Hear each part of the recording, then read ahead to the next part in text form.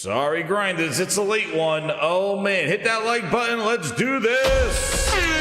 Grindhouse is open.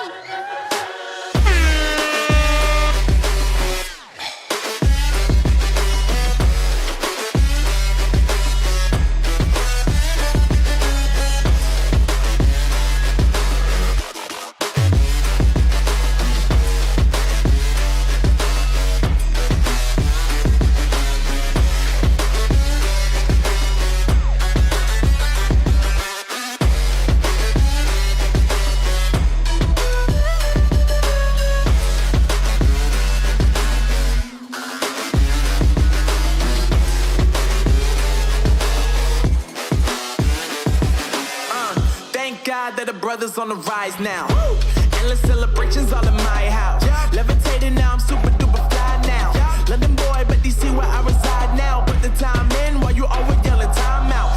And for quit it, cause I know I'm coming with it. You were sitting, you were wishing I was handling my business. Yeah. Now I got the ball like Harry Potter playing Quidditch. And my business so humongous, you would think that happens in there. Damn man, I'm all that, yeah, I'm all that. Working for that whip, yeah, that what you call that. I'ma blow up in the summer, have him yelling fall back. And I've always been ahead like an effing ball cap. Man, I came in the game like, whoa. Got a couple chains on me cause I like gold. They told me I'm the best and I told them I know. Cause when I'm in your town, every ticket I sold. Yeah, they saying I'm the man. Facts, bro. Facts, lot of haters. Tell me where they at though. I'm the new pop, all I do is rap though. Want me on your song, throw a couple stacks, yo. Woo. Everybody wanna do the same thing, yo. That's why we ain't on the same page. Do my own thing and I maintain. Flow like water, so I'm going mainstream. I'm going mainstream. Flow like water, so I'm going mainstream. Yeah, I'm going mainstream. Flow like water, so I'm going mainstream. I'm going mainstream. Mainstream. Flow like water, so I'm going mainstream. Yeah. And grinders, you know I appreciate you, and I'm really, really, really sorry for being late tonight. So with that, let's get an extra tune in there for the gaming grinders.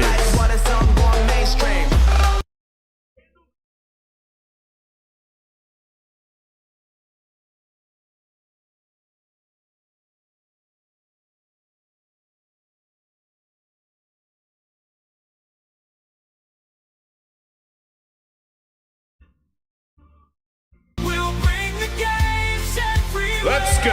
No more sucking, it's time to show we care. Let's start by bringing Peniment. Sea of Thieves, hi-fi, rushing round the games over to PlayStation and Switch. And we will say that exclusives don't matter anymore. And then when we get started, we're ready for the pitch. Big booty Bobby and the Lou walked down with the bag. And now live with all these IPs. What the hell are we supposed to do?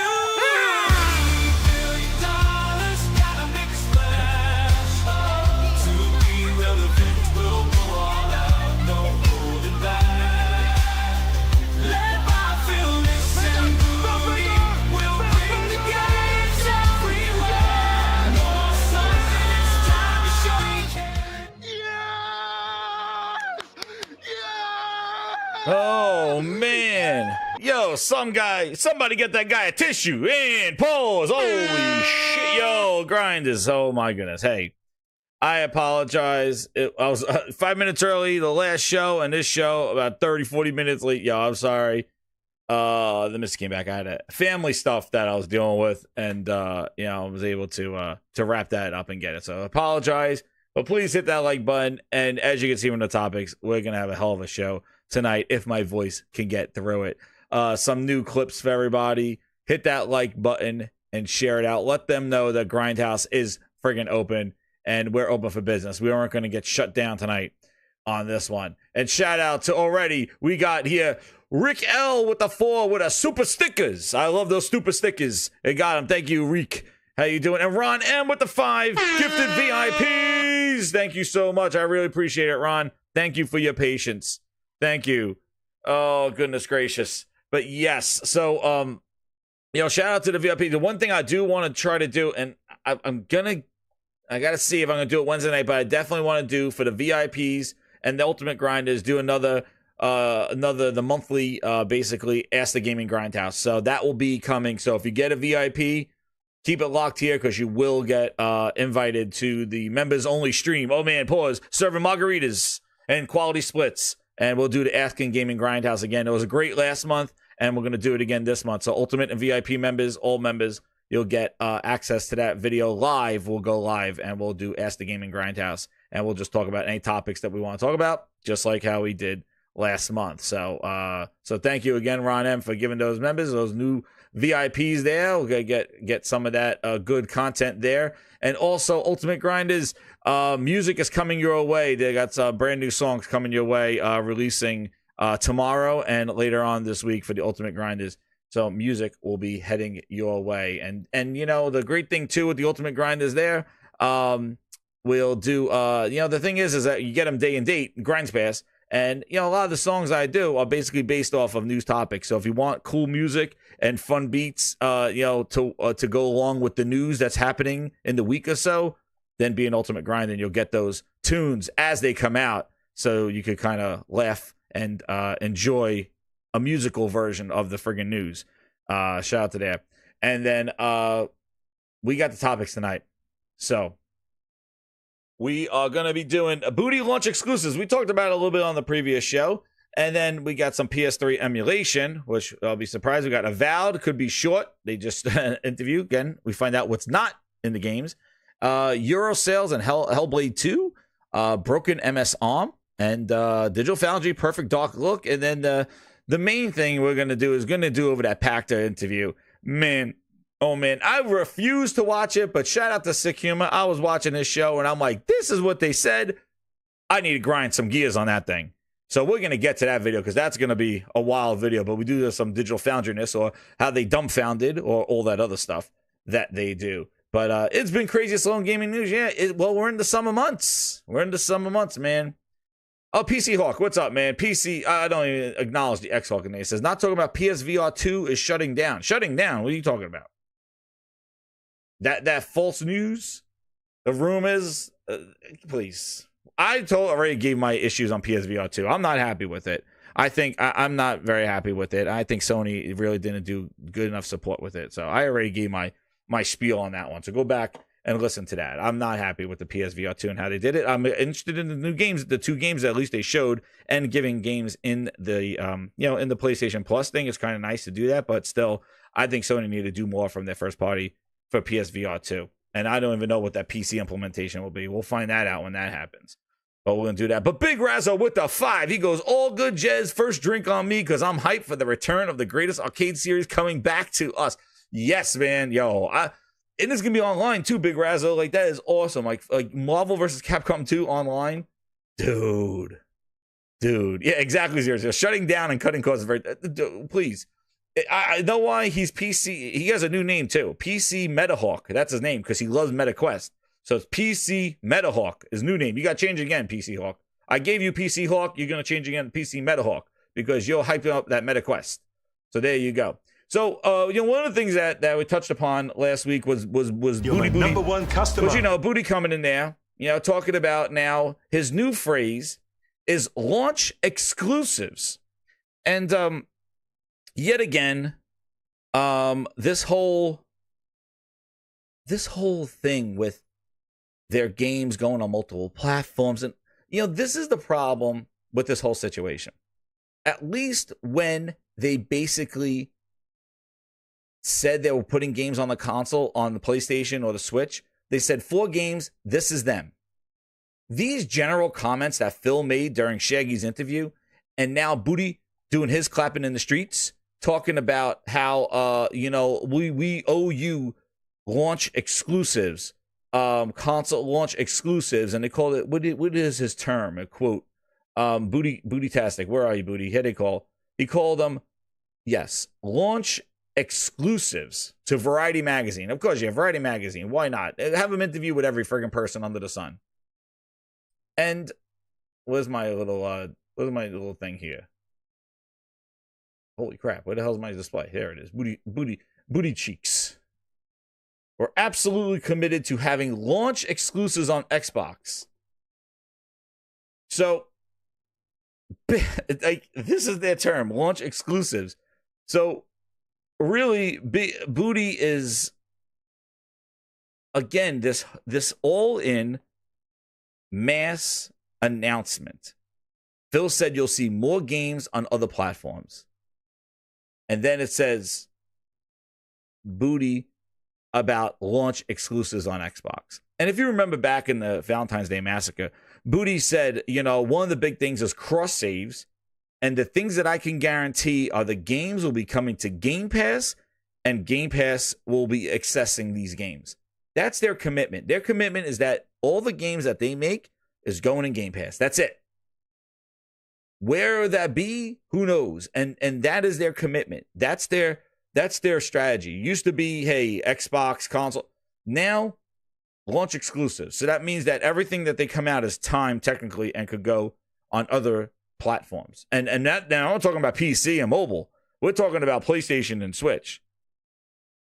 But this is the Booty and his thing here.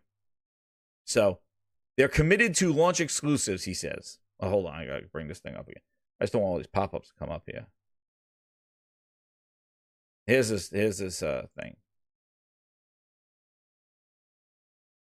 So we've really been pleased that we've seen CFDs. Matt Booty said during the podcast, just in terms of things I can share that we're encouraging it to us that we launched CFDs on the PS5.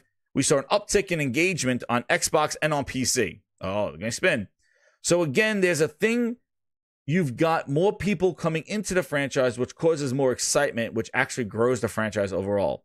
And if you want to really be direct about it from a business point of view, it allows us to continue to reinvest in that franchise and continue it to grow. I guess the same can't be said for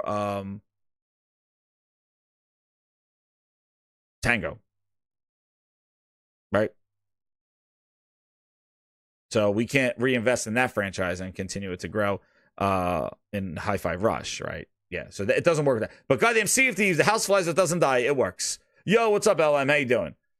It's one of those things that core to our Xbox promise of letting people play where they want to play and with the people that they want to play with on the devices they play with. And it's encouraging that we didn't see this sort of vertically insulated community there.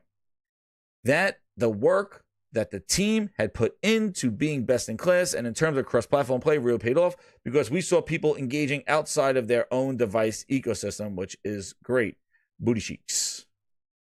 The other thing is it brought new players into Sea of Thieves. One of the real goals is how the franchises have, and one that we all have across the industry right now.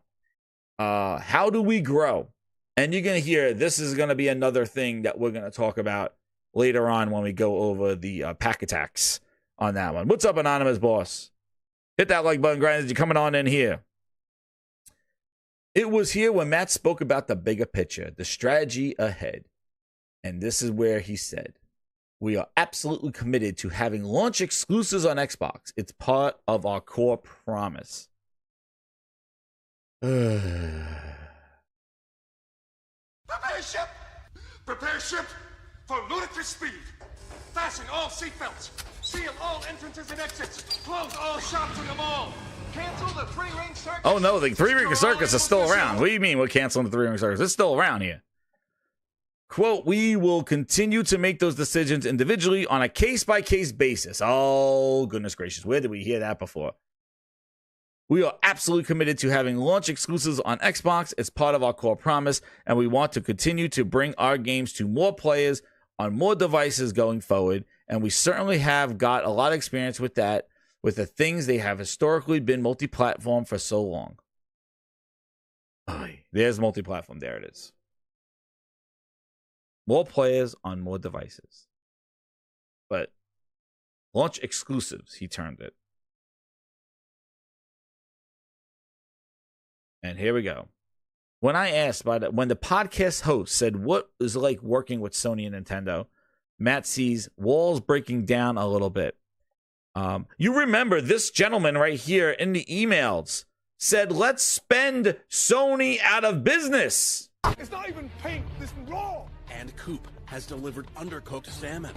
This gentleman was telling them to spend Sony out of business. Now, walls breaking down a little bit. He says, yeah, well, obviously I can't speak on behalf of Nintendo and Sony, but I'll say that in each case, we have great working relationships with the teams at Sony and Nintendo. Again, the Frosted Glass, remember Project Frosted Glass. Everybody keeps forgetting about that. Screw Project Latitude. It's Project Frosted Glass. We know what's going on. We know what's going on, right, Booty? We know what's going on. Xbox Game Studios, making PS5 versions so bright. From the minds of PS5 ninjas, a vision unfolds. Where PS5 Tell 'em, Booty. reigns, and stories are told. Frosted Glass. Woo! Hit me with that booty guitar. Woo! Booty cheeks. Where's Cartwheel Call? He comes at the end. A frosted glass room. There he is, Cartwheel Call. Get him. Quality.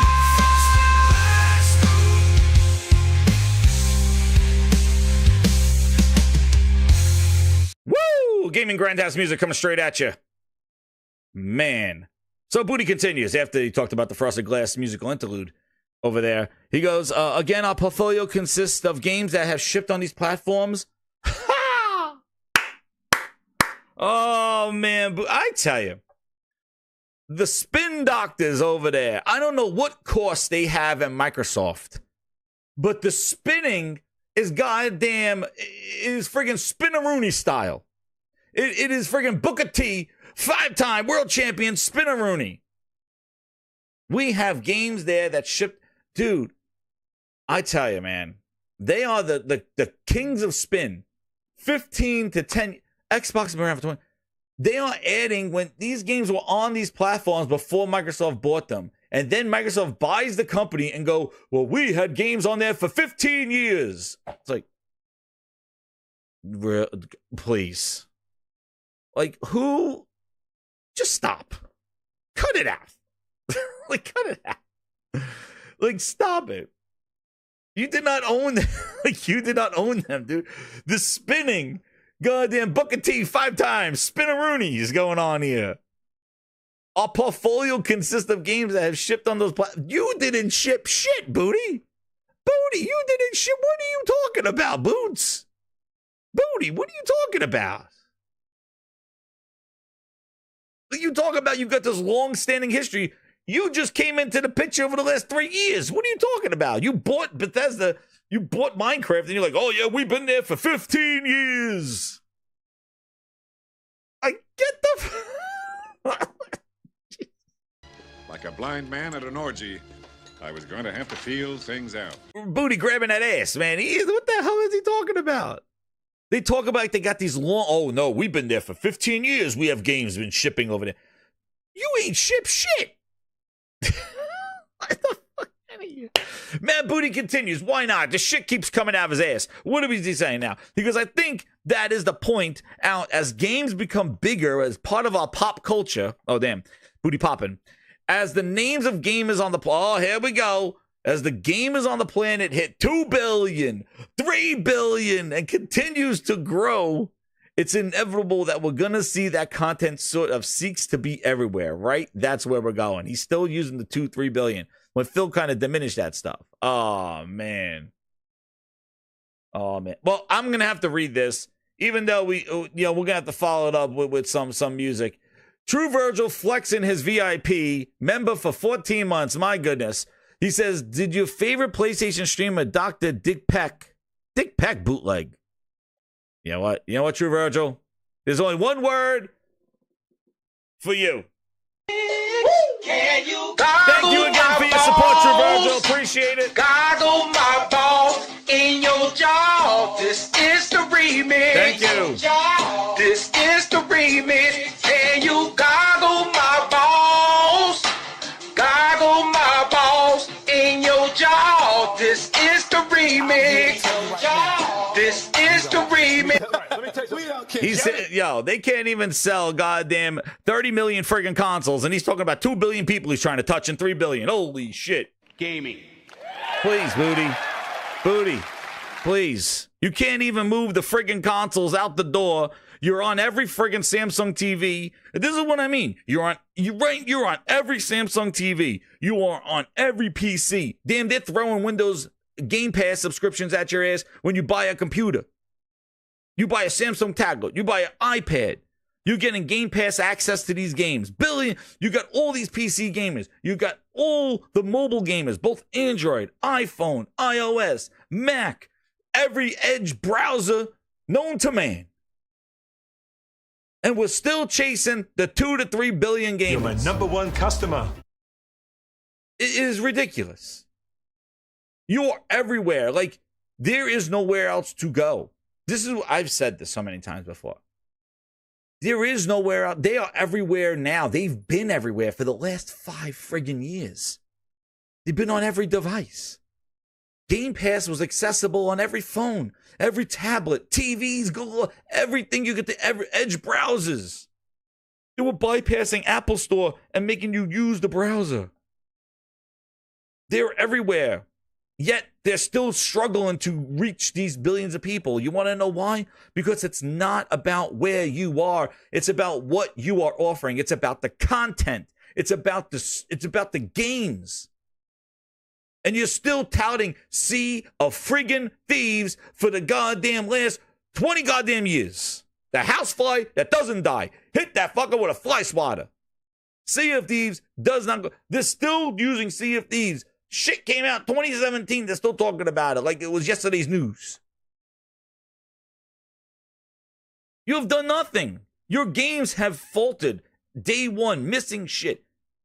Doesn't matter. You are everywhere to begin with. You're never going to get those gamers if the quality of games stays low. If the expectations are not met. Jesus. Like, my God, just stop it, dude. And here to go. Player first. You want to know what? Player first. The first thing you think about is what games they're going to play. For us, it really comes down to maintaining that player first focus. Oh, shit, Booty. We've been hearing this shit so many times. We want to be where the players are. You already are where the players are, Booty. Your ass is in everybody's face. You be shaking that ass, getting no tips. You've been twerking that ass on the stage for the last 5 years. We're on iPhones. Twerk that ass, Booty. Shake that ass. You've been twerking 5 goddamn years. You're already there. A device, the Xbox, will always be core of what we do. Really? Well, then you better get your ass to work, Booty, because guess what? That shit ain't selling. Booty cheeks. Booty cheeks. I know, right, Damasi? Goddamn clown show. A device, the Xbox, will always be core of what we do. Well, somebody better tap Booty on that ass and tell him, yo, go to your local Best Buy. Shit ain't selling. If that's your core, you're in trouble. You're in trouble, Booty. That's all I got to say. You know, I can see PlayStation. Yeah, it's our core. We sold 50, 60 million goddamn consoles. Oh, shit. Okay, let's go. Microsoft selling fucking, like, did you see the latest sale? Dude, what the fuck is going on? I'm going to jump right to this shit. Look at this. Look at this. The fuck is it? Look at this. Look at our friends over at Bootleg VG Charts. These not bootleg. Xbox, the device, is core to your system. These are the estimated European hardware numbers from Bootleg VG Charts. Shit. Even if they're pulling these numbers out their ass. Look at these ratios. Booty, the Xbox device is your core? Is that a deal? No, I keep losing at deals, and I don't want to make a deal anymore. I am leaving, and you can't stop me. I'm packing my bags. Yo, what the fuck is this? Yo, you're fighting for your life against the PS4. What What are we doing here, Matt Booty? You're better off. You should just, in that interview, Matt Booty, you should just pulled out the guitar and just said, oh, shit, here it comes. The Matt Booty Blues probably has gone cold and you made Xbox lose their way with Halo. Oh, shit, Matt Booty. Stinky tears and spreading gold. Trash finger strikes again.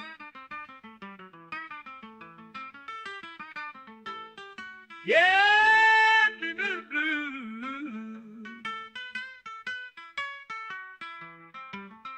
Man, Matt Booty Blues. Jesus, Matt Booty, yes. Excuse me, what would we say? It's key to your core? Yo. Will always be core of what we do. The console, here we go, Booty. We're gonna keep going. I'm gonna put this right next there for context. For context, right here. Let's put it right here. Let's highlight this and read what you have to say about the console, Matt Booty. Matt Booty Blues. Xbox will always be core to what we do. The console is foundational to what we do. But you know, going all the way back to 2016 and 2017, when we started shipping all of our games day and date on PC, when we started branching into new things like cloud streaming, which always allows you to really take your game everywhere, focusing on making sure what things get right, focusing on making sure we get things right. Oh, shit. Oh, no. Oh, no, Matt Booty, focusing on getting things right. Oh, no. What are you talking about, Booty? We're talking about some Phil Ness taking it on the chin last year. What do you mean getting things right? Yes, I would like to have a refund. You just issued refunds for goddamn Redfall, Bite Ass Edition. Oh, shit. I see commentary that if you just build great games, everything would turn around. It's just not true. Oh, that no. If we go off and build our console, that somehow we're going to win the console race. I think doesn't really lay into the reality of just focused more on You're great my number games one on our customer. console, that somehow we're going to win the console race. And Hold on. Okay. Holy Spirit, activate. Oh, no. Holy Oh, Spirit, no. Oh, no. activate. Yo. Holy Spirit, activate. Activate. The only thing that's coming through here for this Matt Booty interview is some bullshit. Matt Booty, bullshit.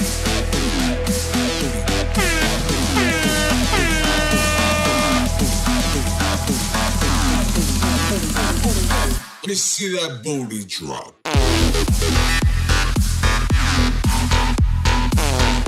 Dude.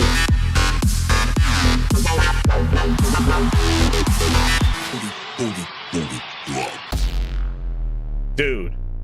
After this Booty interview, they must have came in with goddamn 2 handfuls of Lysol and sprayed the fucking room. They're like, holy shit, this shit stinks in here.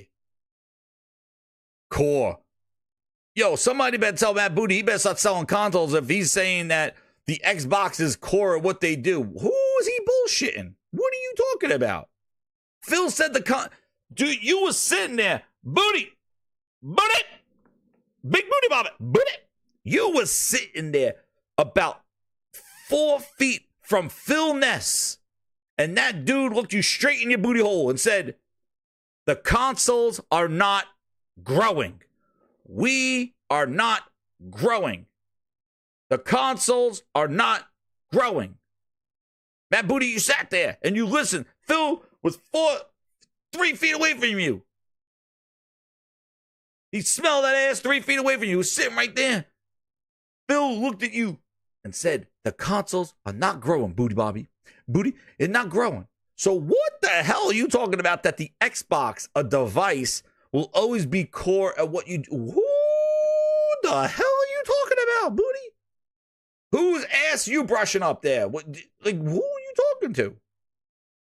Oh, no. We suck again. Yeah, no console required, right, Josh? Damn, Booty flushed the toilet. That's my tools. Get him tools. Jesus. What are you talking about, Booty? Phil looked you straight in the hole. Right there. The Xbox podcast, he talked you right to the face. Look at this. He sat there. He told you he's losing the deals. He's right here. Booty, he told you right here. He says, yeah, Matt, Phil, tell him. to me, the Booty, you were right there. make anything we're going to talk about today. I don't Where's the 10 console? years Where is it? Right. and what the biggest games are today. It's a natural place. There we go. Wait, I could actually be. But both Matt and Sarah did a really nice job of talking about what we're doing on Xbox, where we're going. You know, if you take a platform feature like Xbox Play Anywhere, Oh no, we don't want to hear that stuff. cloud, whether it's when everybody, especially when you put Minecraft into the equation, 5 or 10 years, games landing on multiple platforms. And we want to be a great platform for creators Booty, that are we're trying right to there. realize When Phil that said the potential. consoles But are now not back to the moving. specifics of the question on these four specific titles.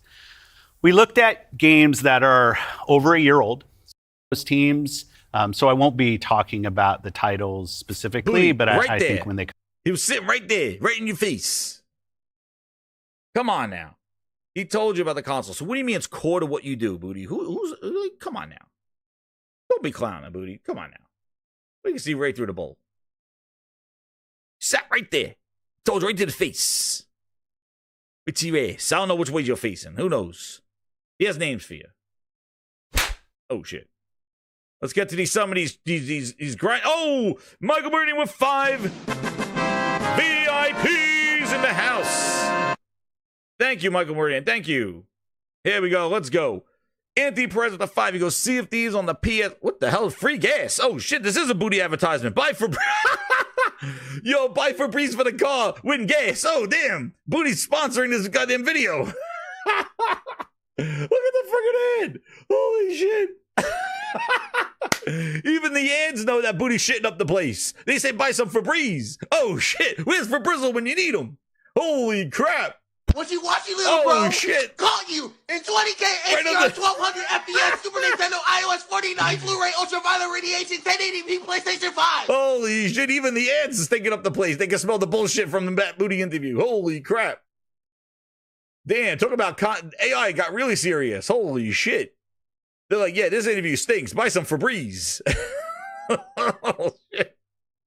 Oh, man. I love it. And then they get the who farted face from Matt Booty. Who farted? Who shit up the place? Who shit up the Holy shit. Holy shit, Matt Booty face. What the hell's going on here? Holy crap.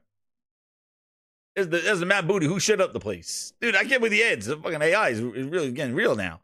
So Anthony Perez with the 5, he goes, Sea of Thieves on the PS5, increased engagement on Xbox and PC. Sounds like the same old bull as Game Pass subscribers actually spend more on games.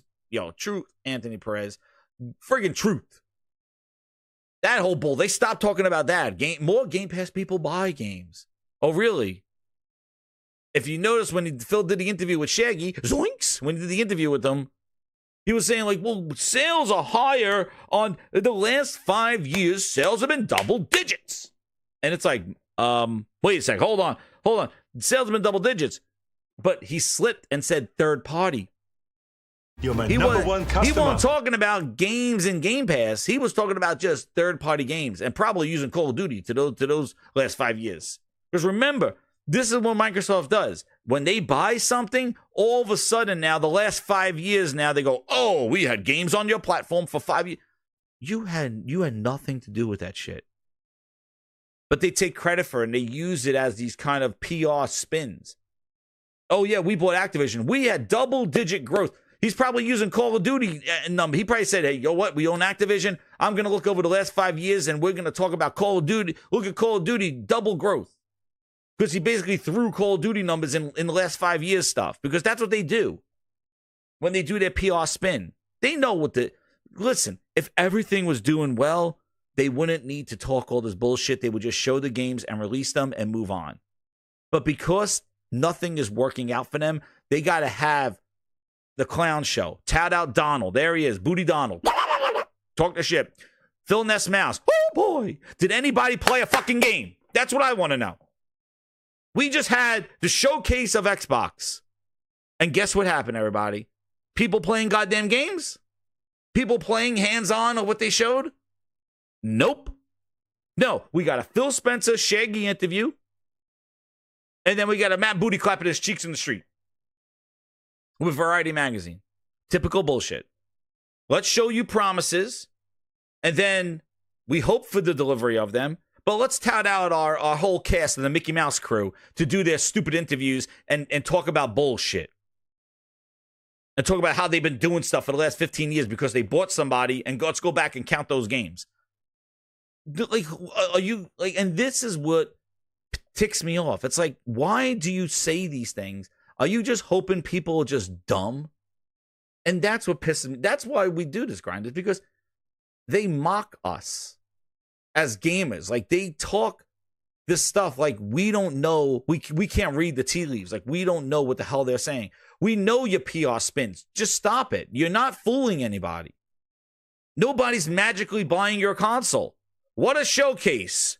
What a showcase. What a wonderful showcase. You think these numbers are going to change next month? All of a sudden, Xbox is going to sell a 400,000 because of games that we don't even know when the hell they come out? No.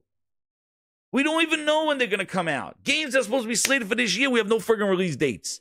They're holding down Indiana Jones behind the friggin' boulder. We don't even know when the hell Indiana Jones is going to release. What are they going to say? In August, they're going to be like, hey, guys, yeah, it's coming out December. We made 2024. It's coming out December 15th. It's like, yeah, great ramp up. You dopes. Like, okay, when are you going to announce the release date for Avowed and Indiana Jones? What? When all the games are dropping in August? Oh, yeah, by the way, Indiana Jones and Avowed come out in you know, the ass end of December. Good job. Good promo. Wow, good job, guys. You did such a great job with Hellblade 2. Look how that thing's doing. Oh, shit, pause. There's a little preview before. Josh has member for 15 months. Golden Grinders. 15 months just flew by. Keep up the great work, Jez. Hit all the buttons. That's right. Hit all those buttons. Quality buttons right there. And hit the subscribe button. We're almost at 3,000 subscribers. We got to get there. Let's do it. And none of his boss, the 5, he goes, Jez, salute to you in chat. Beauty. And his shitty green all over the place. Oh, she's shitting green. Nick has 3 glittery Xboxes. He said he got one from Uncle Fleece Johnson. Oh, shit. Oh, shit, he got the stripper boxes. Oh, man, Nick, not like this. Oh, shit, Nick got the stripper glitter boxes. Oh, man, the stripper boxes. Oh, man. And then we got Eric 83 with the 2. He goes, oh, no, hairy booty, we suck again. Oh, yep, that's right. There he is. Oh, no. We suck again. And Wanna member for 7 months. He goes, that blogger, Jez Corder, needs to decide if he's trying to just be a blogger or at least pretend to act like a part-time journalist. Great show, man. Yeah, thanks, Wanna. Yeah, the bootleg, I don't know what's going on with the bootleg. And Mash comes in with the 5 VIP grinders. Thank you again. Yo, so just as before, man, you get a VIP membership or you upgrade a VIP, we're going to have the members-only video where we're going to do Ask the Gaming Grindhouse, anything. And then we're going to be rocking. So keep it locked here. That is coming your way to all the members. All right, Booty, get off my screen. I got to spray some Febreze. Holy crap. Gotta get that friggin' booty off my screen. Popping those cheeks. But this is the thing that drives me. Yo, it is like, listen, it is like just the same, like they show a bunch of stuff. Nobody plays it. Nobody touches the games. We have no release date to when these games coming out this year. Nothing. But we got the executives coming out, shooting their shit, same stuff. Like it's like, you know, send out the troops. Let them reassure everybody, like, we're still in behind gaming. We're gonna see more games. Just do the same PR run. It's so shallow and so fake. That's what drives me up. Like, it's like, yo, just show the freaking games, man. I don't give a shit what Booty got to say and Phil. Like, these things are just funny to me. Like, I just listen to them, like, guys, these guys are blown. Who are they fooling?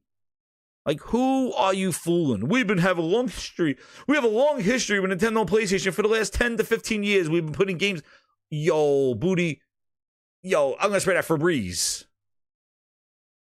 Come on now. Who are you joking about? Like, who are you messing around with? Really? Oh, yeah. All of a sudden, I'm going to think, oh, yeah, Booty shipped Elder Scrolls. Oh, I remember when Booty shipped. No, you didn't ship shit. Stop taking credit for that stuff. Like, oh, we put Minecraft everywhere. Minecraft was everywhere. You just paid the lights and the gas bill. Like, come on. Like, who are you messing around with? And like I said, Phil probably added all Call of Duty sales, just like they're doing now. All of a sudden, Call of Duty. Mm-hmm. Yeah. All of a sudden now, the numbers. Yeah, the numbers there. Well, let's talk now this next level here. This next thing here with this PS3 emulation. So there's a rumor going around. I heard a rumor. There's a rumor going around. And you know what? I'm going to say this before. Hey. What's his name? Oh, shit. What I hit here? Yo, Hip Hop Gamer said this shit like when the PS5 was being launched, all right? He said that they were working on native compatibility. So let's see what this new rumor, where this comes from. I'm sure they didn't give Hip Hop Gamer any credit on this stuff because the dude said that. And I remember when Cerny had his Snorfest of the Cerny of the PS5, he had a little space there. And everybody's like, oh, yeah, that's because they're going to put emulation in there with the PS3, the native emulation. So Sony is rumored to be working on making some PS3 games natively playable on the PS5, addressing some major criticisms of the console's compatibility. Some PS3 games currently require a persistent internet connection to be played. Yes, they're streaming, because that's the only way you could play them is through streaming. The possibility of native PS3 support on the PS5 is hinted by a credible insider, will be a big deal. So let's see who that insider is. I am sure it is not him. Yes, we know about the PS3 stuff. Let's see. Let's see here. While PlayStation owns my... Yeah, okay. Oh, yeah, cool. Shipshow Nick. Listen. These people, I tell you. Okay. On the Xbox podcast, Xbox Era, he said Sony's reporting making PS3 games natively playable on the PS5. The reputable leaker sources apparently told him, what I'm hearing is, what I said was, what I'm hearing is, what they're telling me is, Sony is working on select PS3 backwards compatibility for the PS5. Hip hip hooray. Listen, that shit's way overdue. I think we have already seen the PlayStation already do PS2 games on there. They should be doing PlayStation 3 games. They actually got to do better with their classic games if they want people to continue paying for the premium PlayStation right now. It's all right. They put a lot of PSP games in there. Yeah, I know. Spaceball, he said that too. He said you'll put your discs in there too. Like, yo, listen. Just do it. Just announce it. Done. Please. Like, these PS3, I didn't even know where it's from. I just saw the tweet. I didn't even click on it. I'm like, you know what? Let me read it and instant react to it live and see where the hell this thing came from. I didn't even read it. I just saw PS3 emulation. I'm like, oh, let's see what this is. This is the thing. If they do it, fine. Is it the end of the world? No. They had these PS3 games on the streaming service forever. What I think they need to do with their backwards compatible with their legacy games is I think what Sony needs to do is get their ass straightened out, because that is the premium tier. That is the most money for the subscription, and the big thing is classic games and cloud streaming. So if they want to continue that higher tier service, then they need to crack it into overdrive to get those classic games in there, because that is part of that tier. That is the big thing. The streaming of the games, not really too much. But and also the trials. I guess the trials are all right. But the thing is that classic stuff is the major drive for the higher tier. And they got to really put that in there. Now, they did a decent job, but they need to do better. And if the PS3 stuff may work, hey, that's what they need to do. That's where I see the value or the drive for them to do it, to really give for that higher tier that people are paying for, if you pay for it. Well, if you just do the middle one, it's probably the best value for the middle one on that one. But they made it a big point for that one. So that's where I see the emulation. Hey, there's some games. All I'm going to say is if they do PS3 emulation, they better fix the whole R1 and L2. That's why I never played on a PS3. Those first-person shooters using the R1 as a trigger. And I know later games allowed you to switch that up, like in Resistance. But some of those games, man, you had to use R1 to shoot, which I thought was ridiculous. And you couldn't use the triggers. So hopefully they put that in the emulation if they are doing PS3 games, where you could easily do that without having to do global settings on the PlayStation controller. So that's all I say. Because there are some games that are like practically suck first-person shooters using R1 to shoot. I thought that was a stupid thing. So they better make that as a global emulation. Like, oh, put in PS5 controls, please. Don't even try doing R1s to shoot on that one. That's the major thing they need to fix in that shit.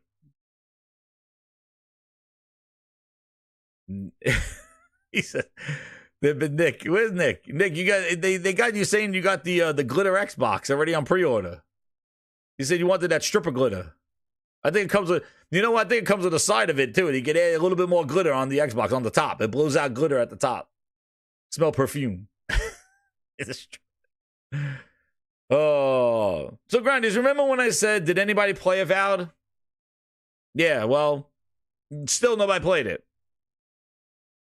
But of course, what they did do is, why the hell not do another friggin' interview and talk about the game some more? Why not? Anybody got hand-on controllers like Let's Play Avowed? Nope. Let's sit down and do another interview. And here is the interview. Yeah, man, they got you, Nick. Oh, he said you got 3 of them. 3 strippers. Hit that like button. He got the glitter. Yo, Nick got him on pre-order. His spray perfume. They play some club music when he turns them on. It was like this. You turn on those glitter Xboxes, they stop playing. What do they do when you turn on those Xboxes? They start doing this. They start going like this. Oh shit! Stripper Xboxes. Twerk it, twerk it. Stop. Enough. Stop. Enough. Xbox start twerking, the glitter popping out there. Anyway, craziness going on here, Game and Grinders. This is wild. I told you it's wild. Hit that like button, everybody. Let's go. Let's see what Avowed. Again, we're not playing the game. We're talking about it some more. Let's talk about it. Let's talk about it here. No, it's great. PC Metalhawk, yeah. I know Xbox has a better backwards compatibility. Which, by the way, PC Metalhawk, where the hell are those Call of Duty games in Game Pass? Mr. Answer me Yellow that. Chair. Go do your research. I gave True Virgil homework. He failed giving me the work on Redfall. PC Metalhawk, I need answers. Where are the Call of Duties in Game Pass that you promised us when Big Booty Bobby was clapping his cheeks at the CMA? You said all the Activision games, Spider-Man included, were going to be in Game Pass. PC Metalhawk, I need answers. You got the backwards compatibility. It should be easy. Just flip of the switch. Right? Yes? I'm trying to find the Gentleman doll. Me too. Do you have any more in the back? It should be a flip of the switch. Where are those Activision games that were promised? I don't know. You got homework. You got homework to do. I need answers, PC Metalhawk. I need answers. I was promised all the Activision games coming to Game Pass. I saw the lists and the charts. I saw Spider-Man. They said Spider-Man was going to be in Game Pass because Xbox owns Activision. They said Spyro was going to be there. Crash. The whole family. All the Call of Duties were coming to Game Pass. Where are they? We're going to go to July. 4th of July, and we still haven't seen... We saw Diablo. Where are the rest of them? Where's that backwards compatibility flexing? Need answers. PC Metalhawk, you got some work to do now. Zoinks! Okay, get to work. Now, back to Avowed. After that, brutally interrupted by PC Metalhawk. He has homework to do. He's going to be face down, ass up, and goddamn the books. So, let's hear... Oh, here we go. Grinders. We'll get ready. Get ready. You want to... You got to get those Birdman hands ready. You got to get those Birdman hands. We got an Xbox interview again about a game that nobody played, and we're talking about it. Here we go. Get those hands ready. Get the hands ready, warmed up. First friggin' question. Hey, how's that third person option coming? You know, the thing that they snuck behind in that video that we covered where they said, did you bring the titties? Remember that video? Yeah. I don't know if that was a joke or that they said, did you find the titties? I don't know what the hell's going on with that thing. But apparently, the third person mode was leaked, right? Third person mode. Let's hear more about this third person mode. To be super clear, this is a first person game with a third person perspective. So when we walk and talk about feel, there might be some micro adjustments in terms of like physics of the capsules, super micro, in order to give a bit of leeway for the animation frames to kind of make those blends a little bit better. And it's going to feel in control exactly like the first person game. So they're basically telling you that third person view is broken. That's what they're saying to you. They said that we're really, third person view is not really a third person game. It's a first person game. Third person is like a hack. That's what they're saying. Did you expect to go back and forth between the first and the third cameras? Or do you expect players to commit to one way? And here we go again. What is not in the game? I think that it's kind of to be determined. Oh, shit. Stop. Enough. But I believe we started with making it like an accessibility setting. But holy shit. Holy shit. Dude, did they really say in this thing? Wait, just wait till E3 there will Oh be shit. showcase, but I can't say when all our dude, it's a glitch. Studios It's a glitch. helping with perfect dark. The third person camera is a glitch. Why? Why do they do this all the time? Oh, you saw the third person camera. Everybody's like, oh, you could switch between first person and third person. Here comes the interview. Tell us about the third person mode. Well, the physics are going to run out at the first person, so it's kind of not there. And we wanted to keep it as an accessibility set. Oh, Jesus. Oh, man. Not like this. But definitely, here we go again. Here we go again. We hear the feedback. That's like, I really want to switch this quicker. That's definitely something we could discuss in a community forum. I'm here to tell you right now, we don't care. We don't care. So it's not a third person game. Like, man, I don't understand. Again, what training do they take at Microsoft where it's like, guys, we got a game. Let's talk about what's not in the game and how it's all broken to shit. Like, it's just... Like, it is like already you convinced me that third person is not a friggin' game mode. It's not a third person game.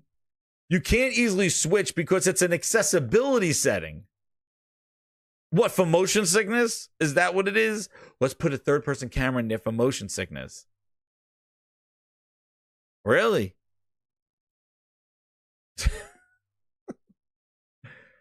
But definitely if we hear feedback that's like, I really want this quicker, so they got to wait for you. So start your petitions. You got to put a petition out there. I really want to switch this quicker. And that's something that they could probably implement at a later time. Gaming. All right. There we go. So excited for Avowed now. The third person mode. This is like, it's just hilarious. It is just like this is how they promote their games. They give you all the like you're just like, okay, well, all right. What else now? What else is it missing? What else? And then that's not even the biggest thing that came out of this interview. Here we go. How extensive are the choices in the game and narratives? And we're talking like multiple endings and how many? Is it more detailed? Choice and consequence is something that unfolds for the player over the course of the game. There are choices that you have immediate effects and choices that have long-term effects. Okay, we've heard this before. So when it comes to choice, we try to provide a breadth and tapestry for the player. It's not like you're reaching an ending, you're kind of choosing your ending. It's really the ending is the result of the choices you made. Some of those are very intimate and character focused, but yes, you'll definitely have moments where you made certain choices or will come back, and perhaps the way you treat certain characters there. Hey, can you trust? Okay, that thing. So there are big choices in the game that will help you, And then here, in the recent Xbox podcast, you show that you can flirt. And you showed a character, Yatsuli, who is very flirtatious. But there aren't romancing options in the traditional sense, right? There we go. You're not building romantic relationships. You're not marrying characters or anything like that. Yes, we decided to forego full romance paths in Avowed. But it's about choice. It's about choice.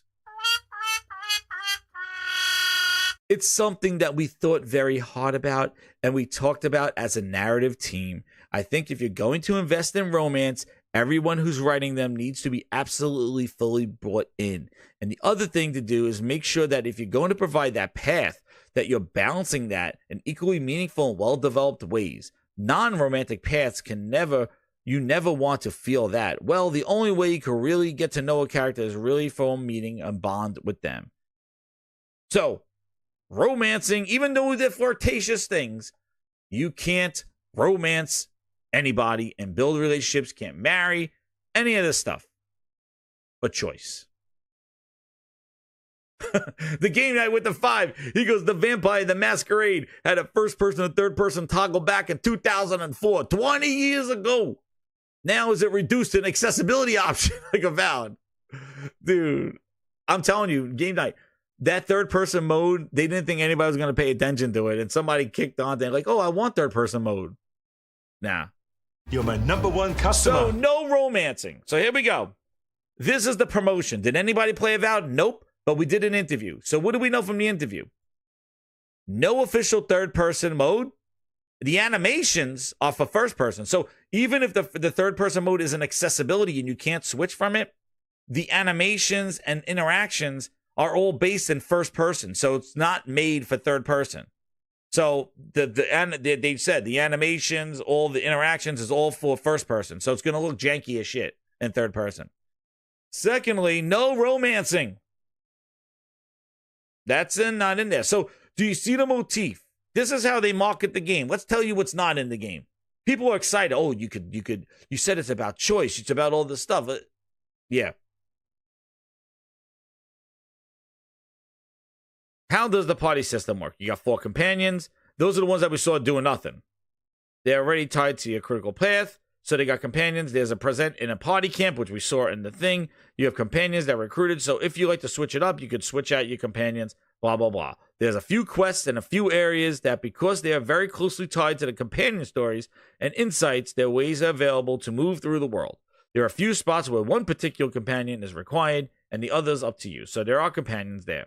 You share the boss fight that you can avoid entirely with dialogue. There's no pacifist route in Avowed, so no. This isn't a game where you're going to be able to avoid all combat.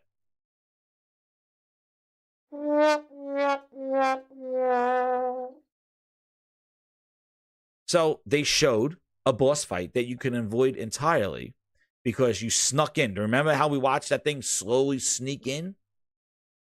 Snuck in and avoided the fight. What do people try to do with these kind of games? I'm going to be a pacifist. I'm not going to fight anybody. I'm going to go through. There's no pacifist route in Avowed. This isn't a game where you're going to be able to avoid all combat. But it's about choice.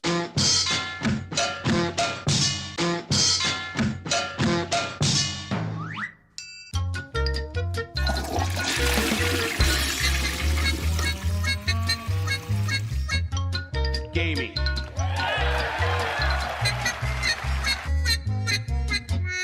The game is about choice. Well, no romancing.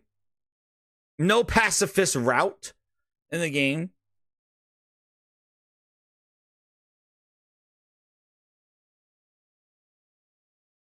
Traversal. Is there full damage? Is there flying or gliding from points? Okay, so your first question.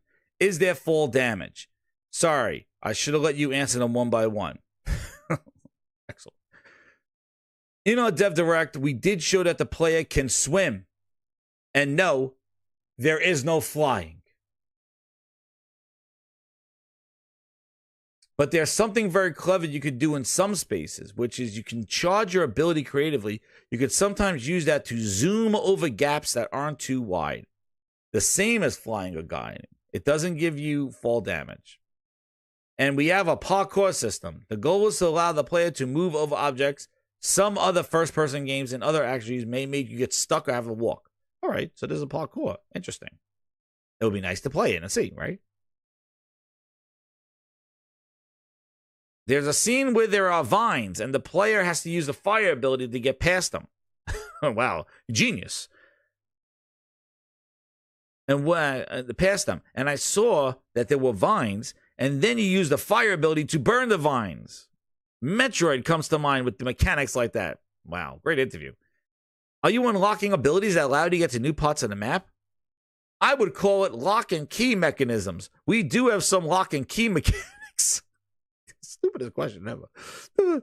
Oh, like how many games is there like oh look, there are weeds in my way. You attack them and it breaks the weeds. Like, no, this is not Metroidvania, dude. Like, oh, Game Informer, man. That what the guy? My guy must have been drunk when he did that question. Yeah, basically, right here, it's not Metroidvania. That's the answer. It's more that a player has a toolbox of options so you can slice it. It's not Metroidvania. I don't know why you would think Metroidvania, but they think like, oh, you get abilities, you get access to new maps, locks and keys. I don't know what's going on here, Josh. This is the interview. They're asking if Avowed is Metroidvania because the guy shot fire at some friggin' vines and they burned up to get through the wall. And he's like, is that Metroidvania? It's like, so like, you can't get past the vines unless you have fire ability. No, that's not happening here. Great. Do you embrace comparisons to the Elder Scrolls V Skyrim? I think the best there we go. Get ready. Where's my thing? I'm getting ready for this one. There it is.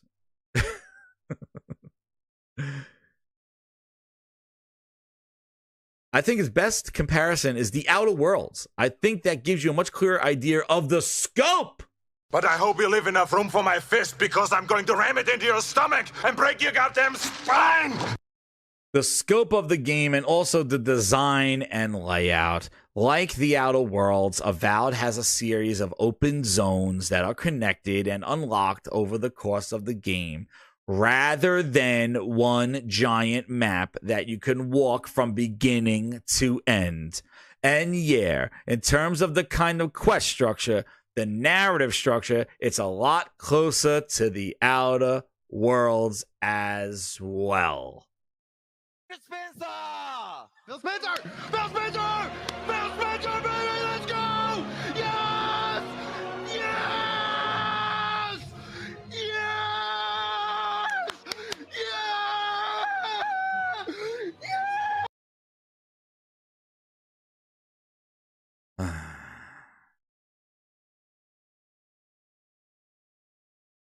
How long should we expect Avowed to be?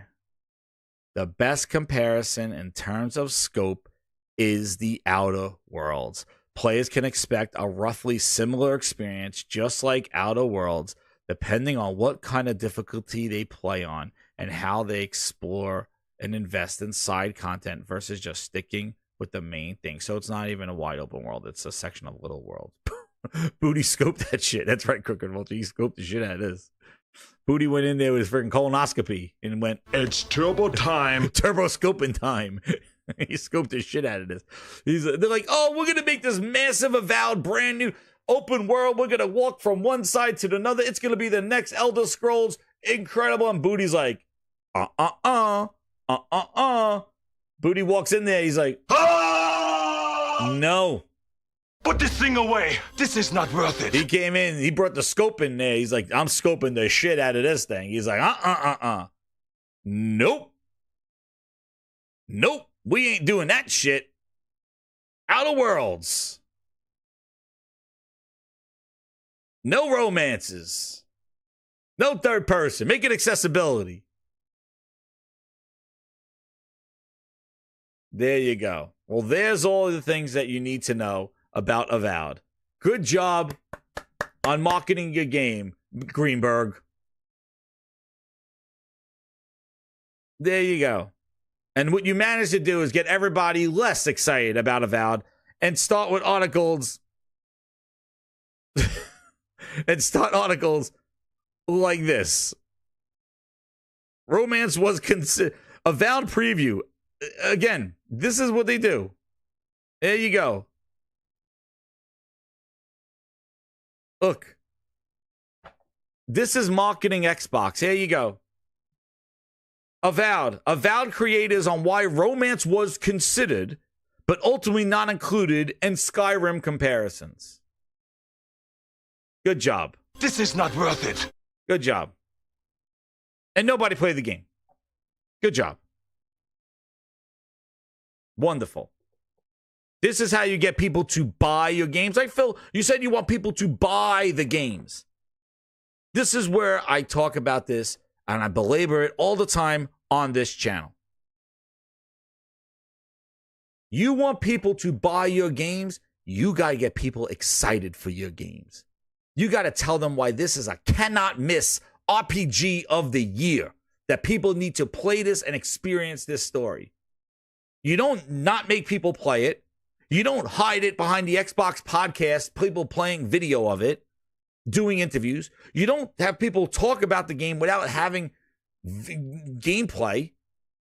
And then when they talk about it, let's bring up the things it don't have. Oh yeah, that third-person camera, that's accessibility. It doesn't even work. The physics are not even made. But if we hear you, we'll put it in the game. If we get enough people telling us that they want it to switch. It's not part of the game. Patch it later. We'll see you in January, February. They patch it. No romancing. But all the things, not Skyrim. It's more like the Outer Worlds. It's smaller in scope. It's not wide open world. It's a little series of little things. It's Outer World style. All question marks. And what does this make you do after reading this? You're going to go pre-order for $70? Or you're going to go pre-order this for $70? Or you're going to what? Check it out in Game Pass. This is what I mean. You want people to buy your games. You want to reach 2 billion people. You don't reach people with ho-hum, this is what our game don't have. To set expectations. Well, this is not a Skyrim. This don't have romancing options. This don't have choice. Even though choice is there. This don't have the hot swap 8 third-person camera if you want to play in first person. No, no, no. It's smaller in scope. It's scoped. Very linear. Exactly.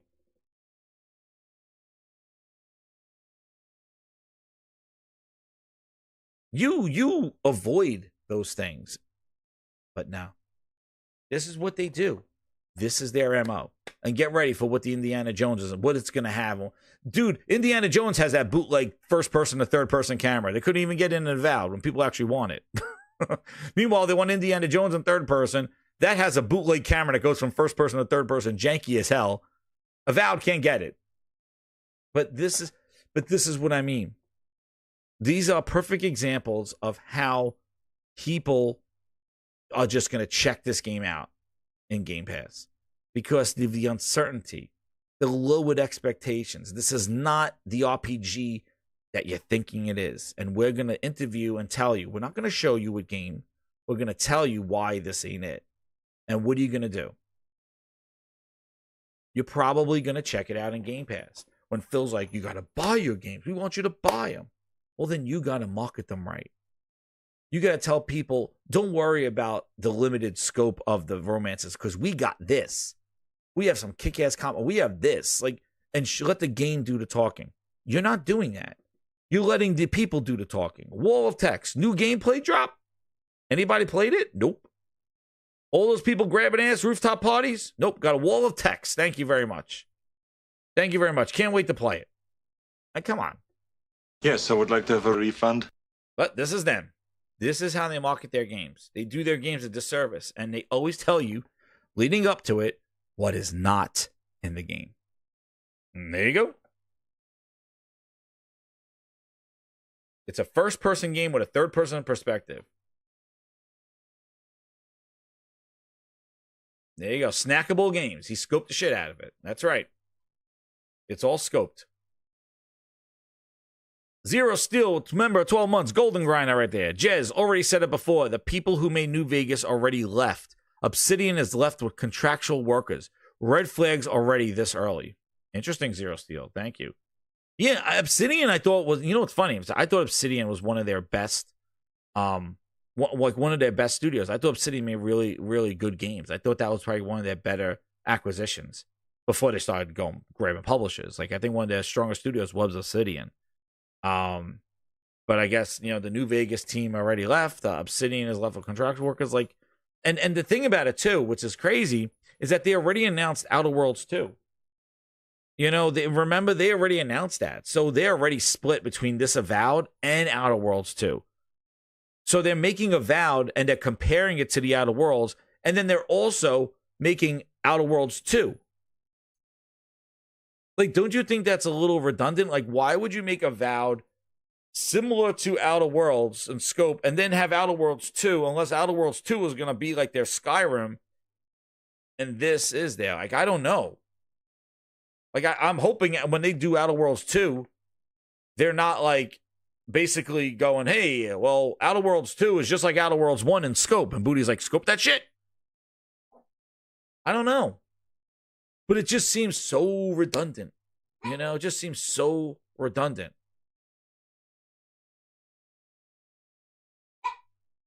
You know, it just seems so redundant. And it just seems kind of weird. And then on top of all that, you got Avowed, Outer Worlds 2, and then, Todd Howard's working on friggin' Elder Scrolls. It's just like, whoa, like, what?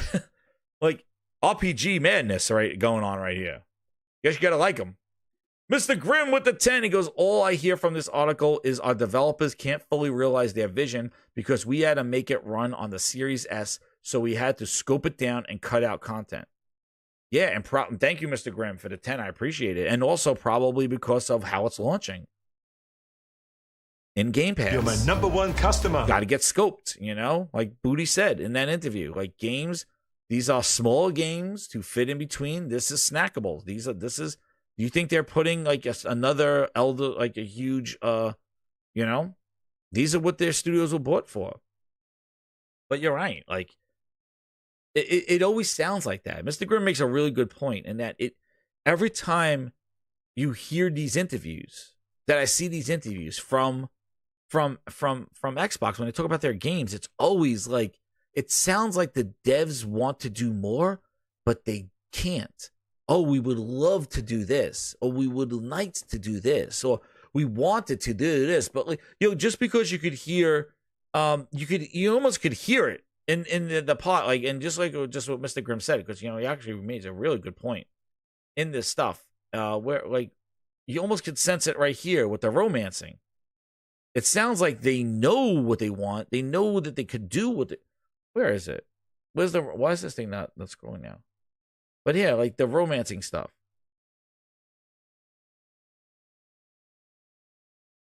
Where is it? Yeah.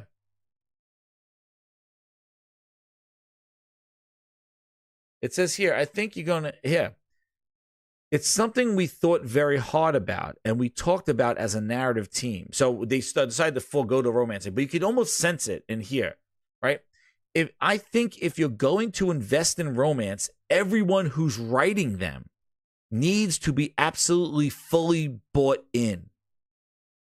And the other thing is to make sure that if you're going to provide that path, that you're balancing that with an equally meaningful and well-developed non-romantic path, because you never want players to feel that, well, the only way I get to know the character is a form of bonding with them. So you need to invest fully bought in. Well, why? Was it time? Was it budget? Was it Booty scoping? Booty went in there and said, no, we don't have time to do romancing paths. But it always sounds like something that's like, hey, we could do it. We know what it takes, but we had to do, you know what I mean? You could hear it. You could see it from there. It's like, when we forego, you have to get, and the fact that they say, It's not like, oh, well, we designed it. We weren't going to do romancing from the start. Like, we're not going to do it. It says when we decided to forego, we talked about as a narrative team, you got to invest in it. Ooh, invest time, effort, extra. And that's the opposite of scoping. Everyone who's writing needs to be absolutely fully bought in. Invest time, collaborate. That's opposite of scoping. Narrow it down. Focused. So we need them just to play the game and jump off of it. You're right, and that's what Mr. Grimm was saying. Like, you could hear, like, they can't fully realize their vision. Like, they just, like, it's like, hey, we wanted to, but it just didn't happen. And what's crazy is that this is the shit that you're hearing before the game is even playable from anybody. A demo, a hands-on, nothing. And this is the complete opposite as what other platforms do. They show you they show you incredible stuff to get you excited, to get that pre-order. You read this interview here and you're like, I'm not, you're pre-ordering it unless you're a diehard. Well, like, it doesn't get you excited because a lot of it is a lot of stuff of, like, telling you what's not in the game, what they wanted to do, what they will do after listening to feedback, what the game is not. It's basically a scoping article, right? Bitrate, it's a scoping article. It's just talking about the scope of what we wanted to do. And they'll patch it later. It's like a cry for help. It's not even a marketing to buy your game. It's a cry. It's like we wanted to do, like, it's all damage control. It's like that's what it sounds like. Like, reading this, it's like all the stuff that the reviews and be like, hey, the third person camera is broken. There's no romancing options. 6 out of 10. Xbox Mondo gives it 9 out of 10. Xbox The Ocho gives it a 10 out of 10. RPG of the year. Those clowns will do their thing. But real reviewers will look at it and go, oh, there's no romancing options. Very linear. Not true open world. You could just hear the review bullet points of why it may get dinged. And when you read it, it's like, oh, yeah, they're probably addressing the things that they probably plan to get dinged on in a review. No romancing, not a true open world, short in scope. Third-person combat is not good because it's not really third person. Not a very lengthy game. Needed more options, more combat styles, needed some better direction. Choice is limited. You could just hear the bullet points. That's what this is. This doesn't sound like I'm getting you excited about my game. It's like, hey guys, this is not the biggest RPG. This is damage control. This is stuff that will probably get dinged on in reviews. That's what I get. But maybe they change your mind as you get closer. But anyway. So that's get everybody excited about Avowed. Again, the Fallout. I always said, great showcase with a bunch of promises, the delivery. And that's what we're following up on. If you get a sense of the motif of, like, hey, now we're going to look at the delivery of the things that they've shown. And already we're seeing, And while we're on Avowed, why don't we jump into the wonderful world of Perfect Dark, actually? Why don't we jump into the wonderful world of Perfect Dark, which one of the games that I was very excited about, but Digital Foundry has gotten there dumbfounded, we're confused, Holy Spirit activate, confusion of Perfect Dark. And let's hear what they have to say about the gameplay that was shown in Perfect Dark. You might have heard some of the stuff here. Hit that like button, grinders, as we go. First, it's not clear if this demo was created on a PC or an Xbox, and while the PC is most likely being used here due to the ease of building a video asset like this, the image quality and performance characteristics kinda gave me pause. Specifically, while it's tough to count a compressed trailer, the pixel counts we did come up with all come around 1440p or so. Furthermore, the frame rate in this trailer is not stable, which could also be true of a PC given how early in development this is, but again, it's not clear.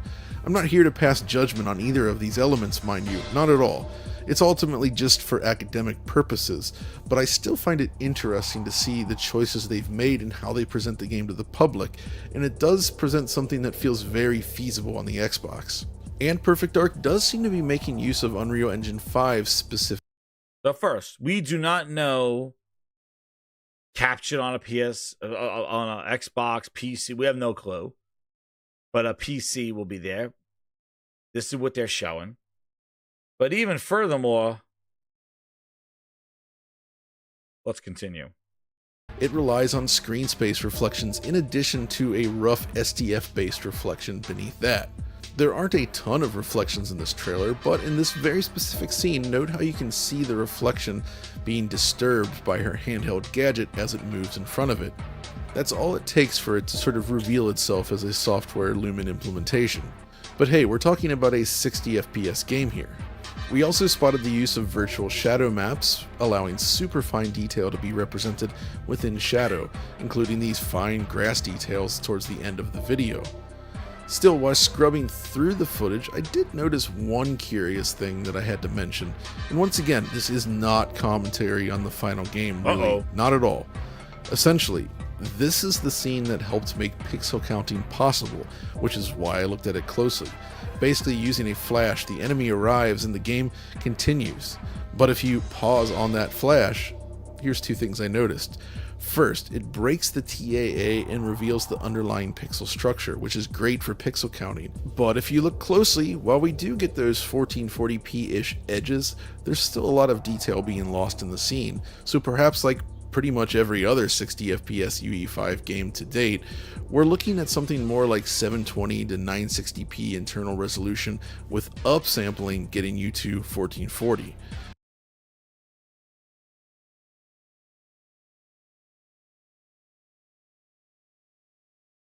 Hold on.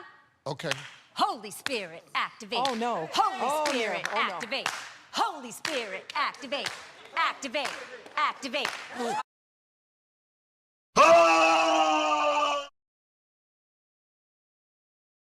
It's getting late. I got a parade to go to. And I've yet to see a sign of this supposed Turboman doll. Ain't nobody got time for that. Did he just say what I had 30 said? We're looking at something more like 720 to 960p internal resolution with upsampling getting you to 1440. You heard me right. Con men, thieves, degenerates, lowlifes, thugs, criminals! Helmet, what's going on? Sanders, what's going on? It's Mega Maid. She's gone from suck to blow. What? They're getting all their air back. Do something. Do something. Do something. Uh-oh. Yo. And we don't even know what this is running on. It wasn't even captured on anything. We don't even know. It perfectly lines up with what we know about performance of UE5 on consoles so far, so it seems likely. But it's also worth noting that Unreal Engine also continues to evolve, and things may improve significantly by the time this game releases. The other thing that caught my eye is the way dynamic lights work, like this one. It's currently non-shadow casting, and it's not really a big deal for a scene like this since it's so quick, but for things like muzzle flash shadows or anything else that could potentially happen in the game world, I would love to see shadow casting dynamic lights added to the game. I'm also a big fan of the soundscape they've crafted thus far.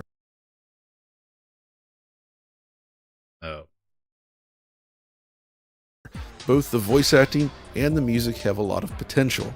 Though it's not entirely clear which direction they'll go, it does have a bit of a Hollywood sound to it, but there's still enough there that makes me wonder if they'll bring in themes and sort of motifs that we saw in prior games.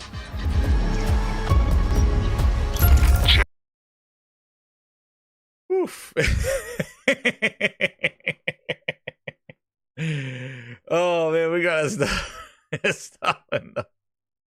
Wait, just wait till E3, there will be a showcase, but I can't say when all our games need help. Bootleg Studios helping with Perfect Dark. Oh man, this is what are we doing here? Jeez. We Phil, I need answers, Phil. We need answers. Here we go. What is your thoughts? Phil Spencer, will you ship that? Sure, we'll fix it later. It's all part of the plan in our trash-ass service. We'll make it right with updates and patches. We'll take flight, got bugs in the system. You're my glitches number in one the code, customer. but we'll keep on playing, we'll never lose hope. We'll release it anyway, cause we know the fans will stay. Fix it later, that's our game developers' way. Game-breaking bugs, we see them all, but don't worry, my friend. We'll have a ball, we'll patch it up. We'll make it fine, our trash-ass service. Yes, I will ship that. I'm upset with myself. I kind of revisit our process. You know, I think back to the announcement of 60 frames per second, and then we weren't shipping 60 frames per second. That was kind of our punch in the chin, rightfully, a couple weeks ago. Up in the game, feeling all the hype. Phil Spencer said, don't even worry about the games, right? Fan Fest where you can meet me, Sarah, and Booty. Take a picture, get a tramp stamp. Forget about the games we're making. But hold up, let's take a moment. Let's step back, is this what it's come to? Just a big act, lost in the frenzy. Can't even see the truth. Phil Spencer got us fooled. They never shipping something new. They never shipping something new. I expect not what I want, but you know, it's ours to deliver.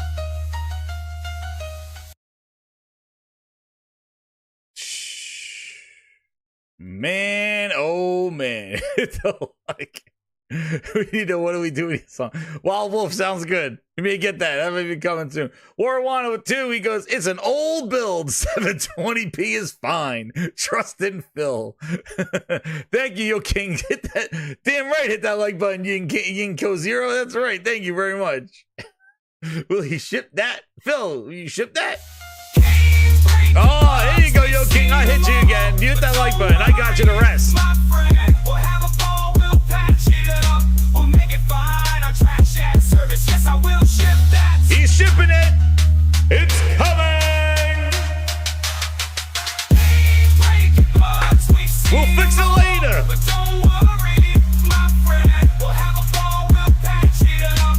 We'll make it fine, our trash ad service. Yes, I will ship that.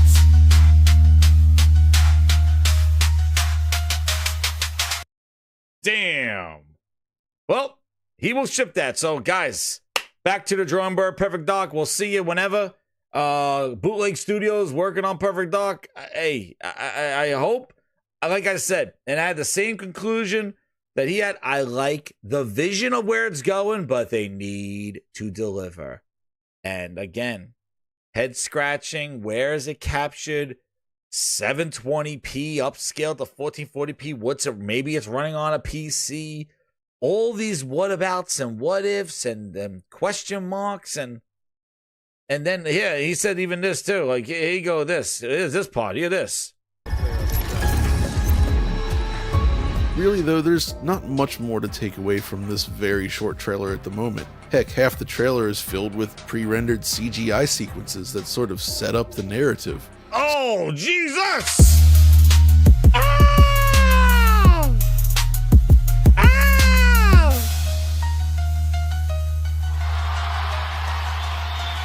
My little baby, little Fisher Price plastic toy. Oh, man.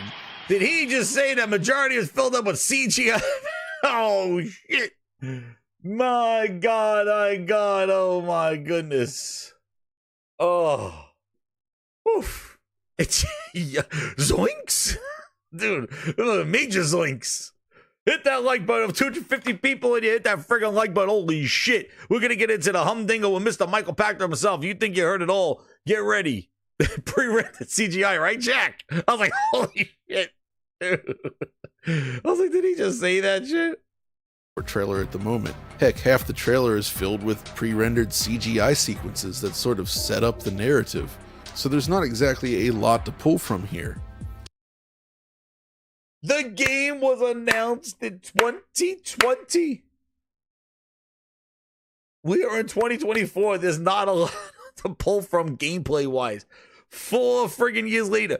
When we said, where are the games? And they're like, oh, it takes 4 to 5 years to make a game. Dude, we're seeing shit. Half this thing is pre-CGI 4 years later. What is it, another 4 to 5 years?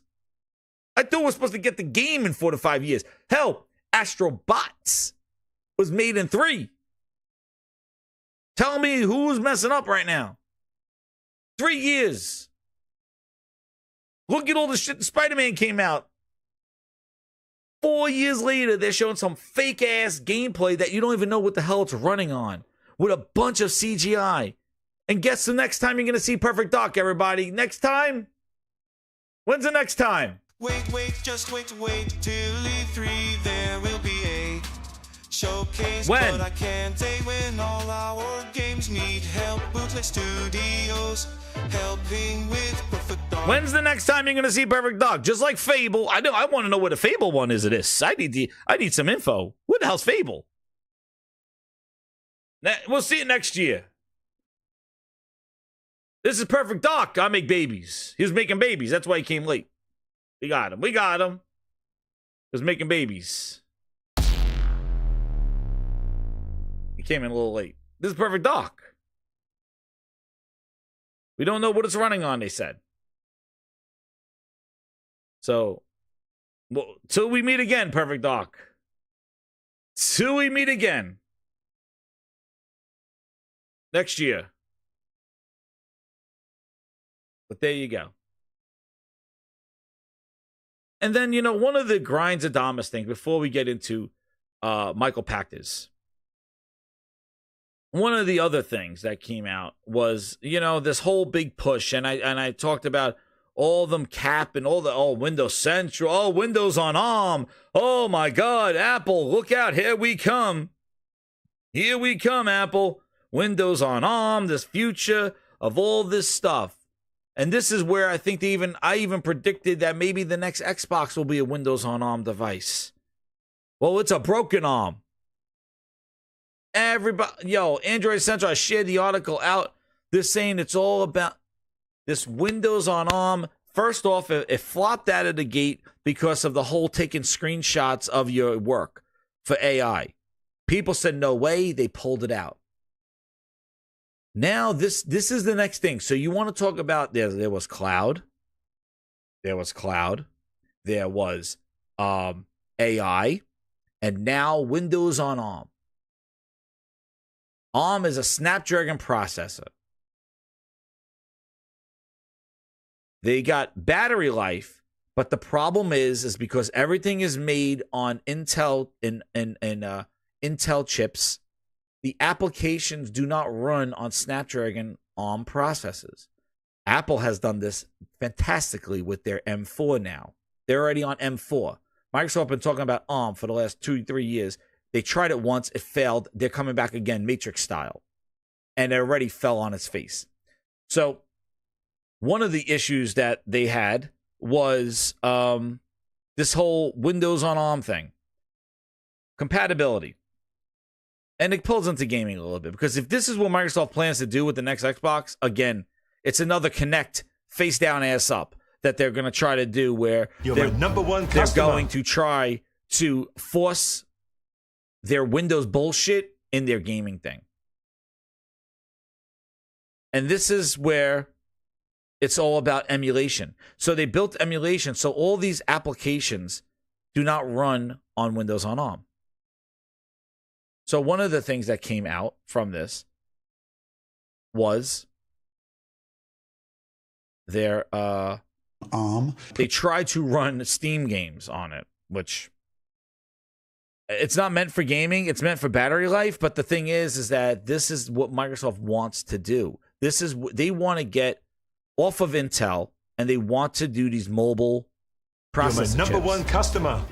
Put in a pre-order for the Surface laptop, and you can kind of see it in the background. $2,000 friggin' laptops these are. I installed Steam, I installed some games, and then I loaded a game, and that game was Crysis 3 Remastered. You press play on Steam, and then you get the little stop icon that appears on Steam when you start a game, but then it just switched back to play. And basically nothing happened. So, Crysis 3 Remastered doesn't work. Just your remember my prediction that forward compatibility, that's what Warawana said. Forward compatibility is getting their stuff to run on ARM. I think that's what I think that's what Sarah's team is working on, getting that Xbox games to run on ARM. But dude, this shit's not ready. Fancy new laptop. $2,000. Play Crisis 3, your favorite game. How many pounds is this laptop? 2,000. I paid It's not e-machines. £2,000. The reason I put the £2,000 down is because Microsoft offers a 60-day return window, and let's just say that I will be making use of it before we move on. Again, press the button on Steam, the play button, and then nothing happens. Just goes. You get the stop button, and it goes back to play. It's another game that just doesn't work. At this point, I was just really quite disappointed that, you know, I bought a PC that doesn't run PC games. Well, it's not very we can laugh about it, but the point is, the whole point of a PC is compatibility, right? Some awful stutter going on here. It's not great. I'm just looking back at the footage now, and it's 0 frames. Looks pretty awful. What can I say? So it's not looking good for the Surface laptop, is it? It's really unimpressive. There's just so many issues here, Alex, and you're quite right. You'd expect better from Microsoft, and I got something for you. Oh no! We suck again! And hey, while we're on the topic of compatibility, why don't we go and listen to something that's been there since day one? Michael Meridian, I'll briefly explain. The reason why I'm highlighting this is because this is the next major push from Microsoft. It's Windows on ARM, and this shit is going to leak into Xbox because this is what the next vision of Xbox is. When Phil was alluding to Steam on an Xbox and Epic Store sideloads on an Xbox, what he's talking about is a Windows machine, a portable Windows machine, probably using ARM for the battery life. But this thing and forward compatibility, my prediction is that forward compatibility is trying to get Xbox games to run on ARM because this is their next push. This is what Satya wants because this is their expo.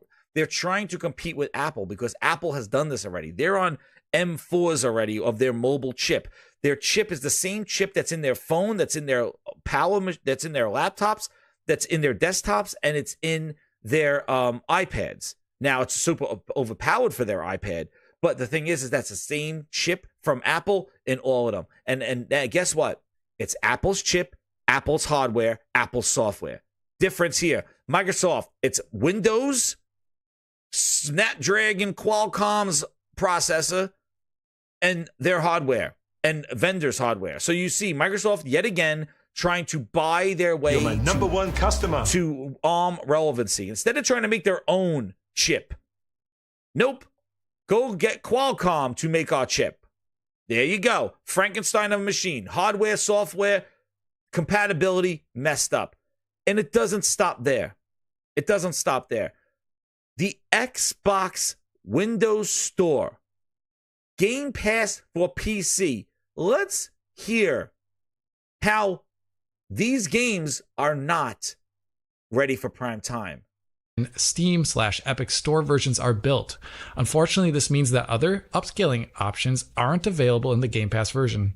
The PS5, Xbox Series X, S, and WinGDK, the Game Pass PC version, all have the same options, while we added extra upscaling options to the Steam and Epic Store versions.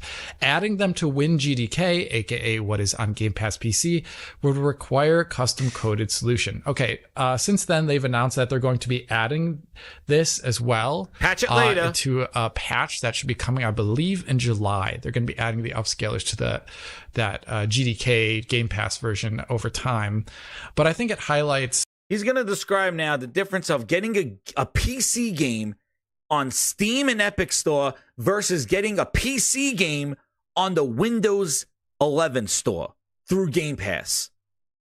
The same hardware on a Windows machine with the Windows Xbox PC Windows Store versus a third-party Steam Epic Store.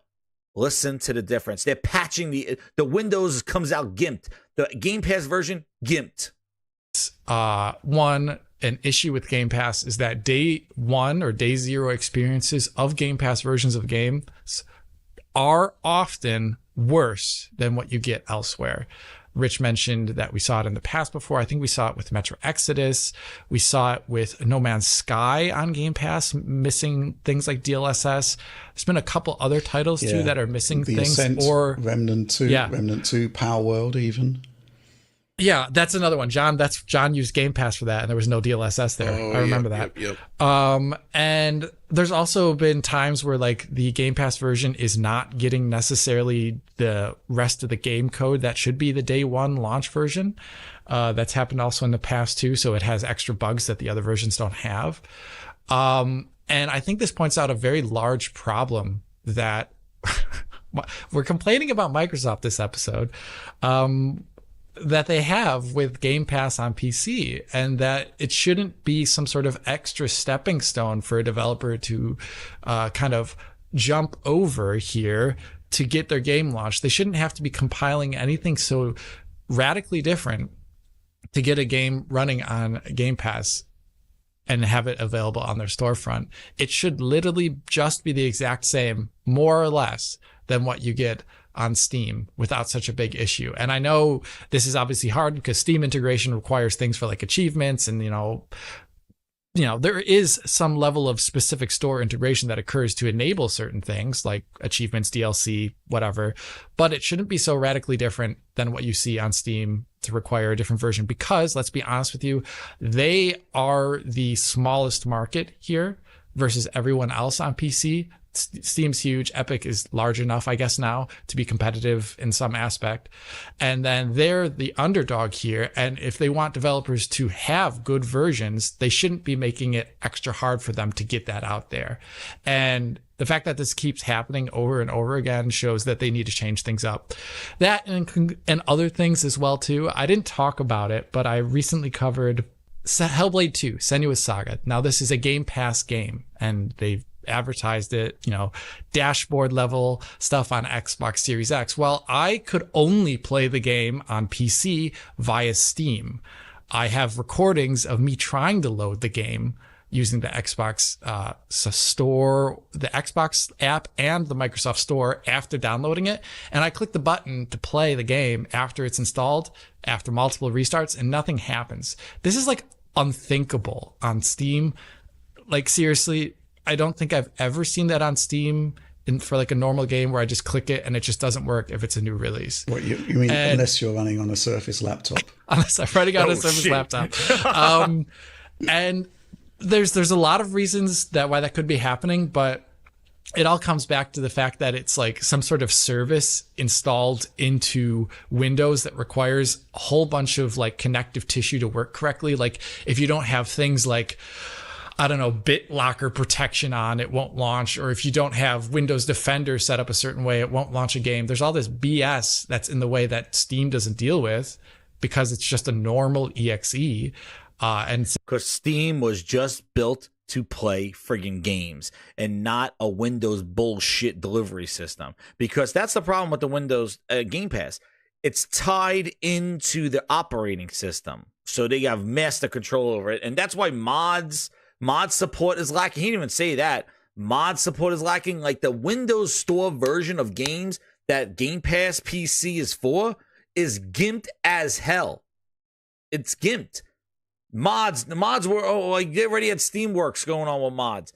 This is where I say, when these people celebrate Windows and Microsoft, and wait till you hear goddamn Michael Pachter's balls in his mouth. How trust Windows and Microsoft. Dude, they had this Windows Store out there with UWP. They changed it because they put their games on Steam.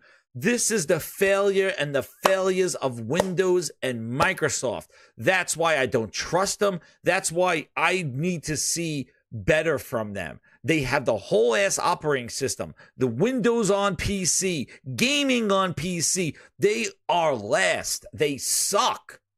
They are the last. They're the smallest gaming store. Phil gets on these goddamn interviews and talks like the Dalai Lama of fucking gaming, and the dude can't even get his own shit right. Windows Store is trash on their own operating system, and this fucking guy comes on there going, we're giving the tools to all the devs to put more games in more places for more people to play our games that are not ready on day one, and all this bullshit. Who the fuck are you kidding? Who are you kidding? You fail. You have a portable device in the Asus ROG Ally for over a year. They're coming out with a sequel to that bitch, and you still don't have a small screen optimized mode for Windows to run on the 7-inch friggin' screens. You don't. You put in little buttons in the Xbox app, but you still gotta use touch to get through it, or a keyboard or a mouse. You don't even have Steam Big Picture in this stuff. These are the things that are there today, that have been there for the last 5 fucking years, and they still have not fixed. But the motherfucker gets on interviews and believes that I'm gonna fix gaming for everyone, 2 billion, 3 billion, lazy devs, Josh, yeah, right? All this shit. They can't fix their own shit, but they think they're gonna get developers to help them.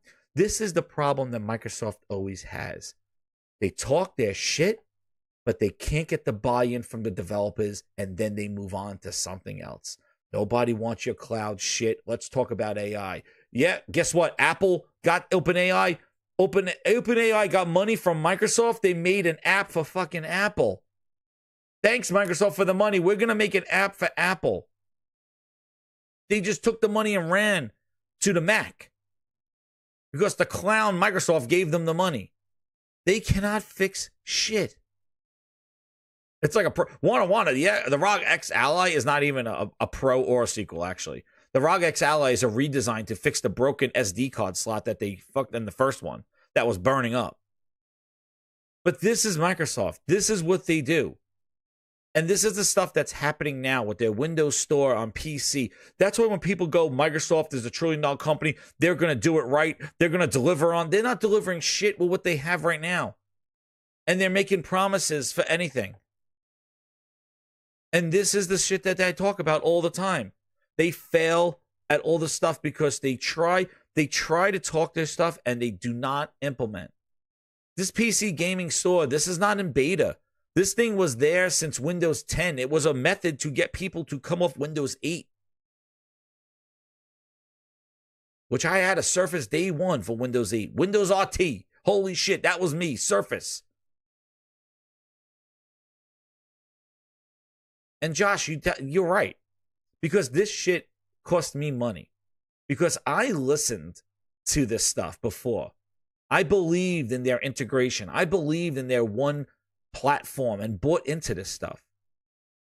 And to watch it just dissolve into something else. Oh, well, that was the flavor of the month. UWP, one wrap to fix them. We're moving on. That's why my dislike for what Phil does and their vision has to do more with the way Windows and Microsoft run their business than less than Xbox. What pisses me off is the shit that Windows and Microsoft has destroyed Xbox as we know it. And that's the thing, the essence of grinding my gears, that Microsoft fucked Xbox. That's the thing that pisses me off. Because the failures that they have done with their operating system, with their all their little tricks and treats and all this other stuff, now AI and then cloud and subscriptions of Office, all this crap has spilt into Xbox and destroyed it. And the problem is that they use Xbox as a guinea pig for their bull.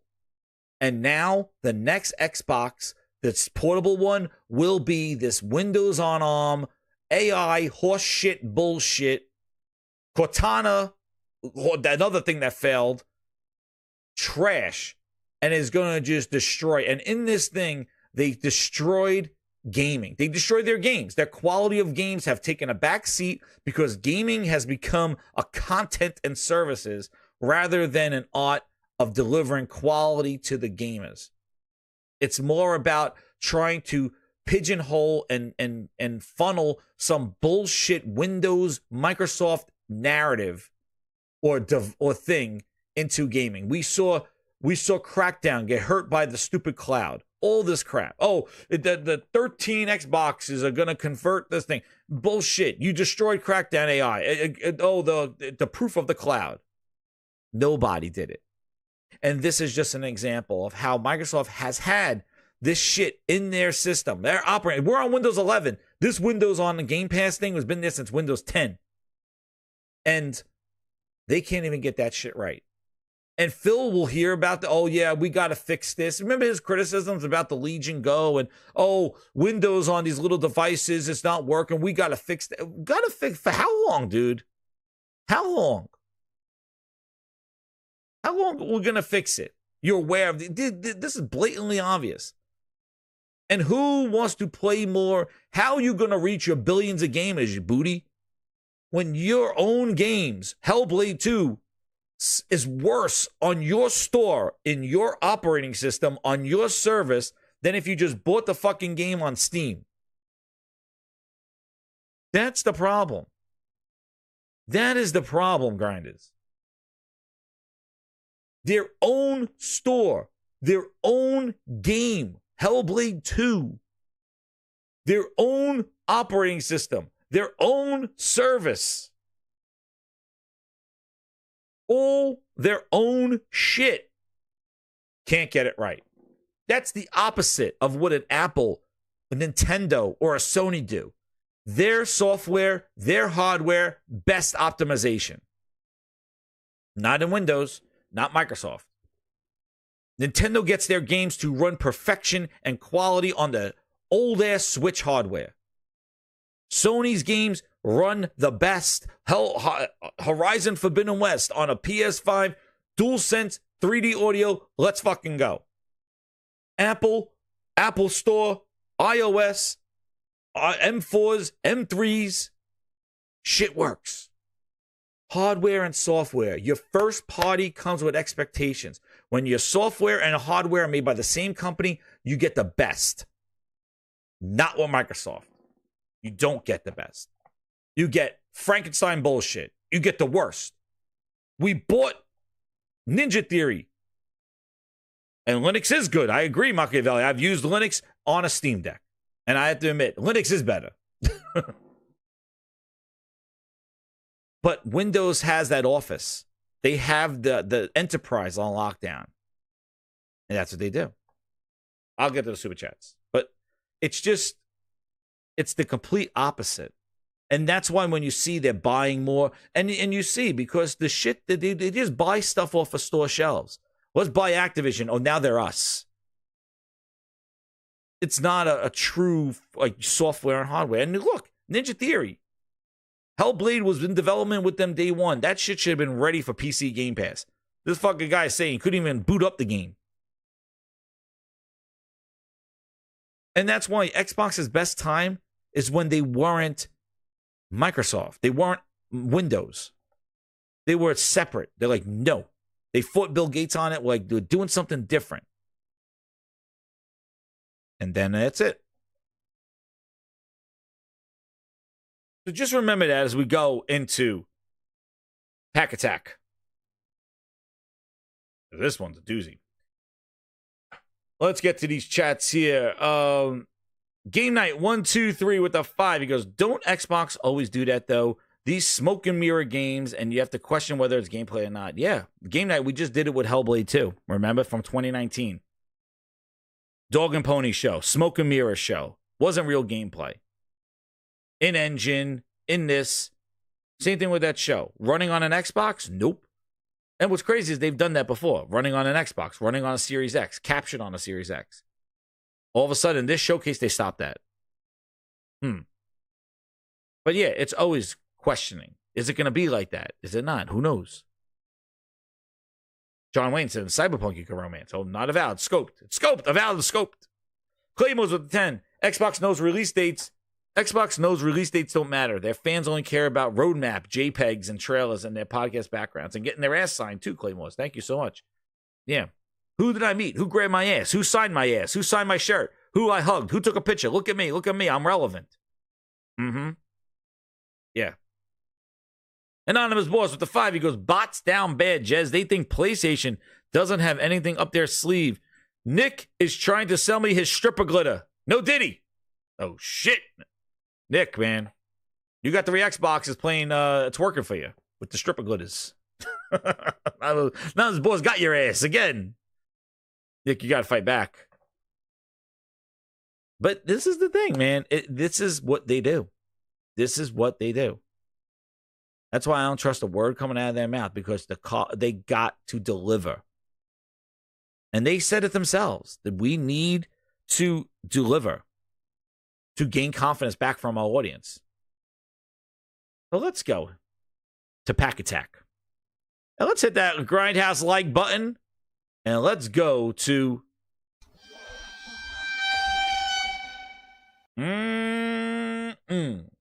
where you'll be playing your games in the future. Now, I said I didn't give a shit about this, but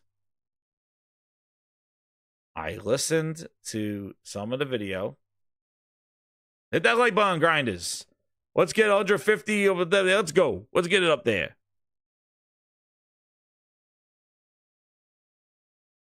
So let's go through some of this video. And let's react. Grindhouse style. Here we go. Come on, Chris Dring. Ask him that first question. More advanced. We saw some Assassin's Creed Mirage. It's now on iPhone. Are video game consoles in trouble? Go on, Sean. Oh, is that for me? Yeah, I think it is. Well, it is in trouble, but it's not a new thing.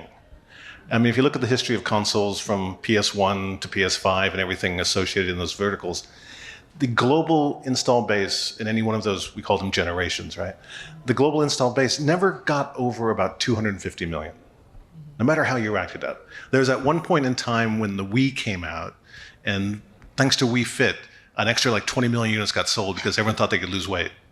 But that wasn't sustainable, and that came crashing down. And we're still kind of in that 250 million overall install base of active consoles. And I think that's a challenge. We managed to do a lot over time. And during the pandemic, you talk about the revenues going up 20, 25%, but it was still just getting more money from the same people. It wasn't necessarily bringing new people into the console gaming world. So I think that's the existential threat to gaming right now, is how do you break out of that glass ceiling? All right. So this is, first off, he basically answered his own question. One of the things I have here, and this is something I was thinking about when I heard this thing. This whole venture of getting more people. Because right now they're just getting more money from the same people. And you go like, well, wait, why is that an issue? Why is it bringing in more people more important than just getting more money from people? And I was thinking about that. And I was like, there's something else.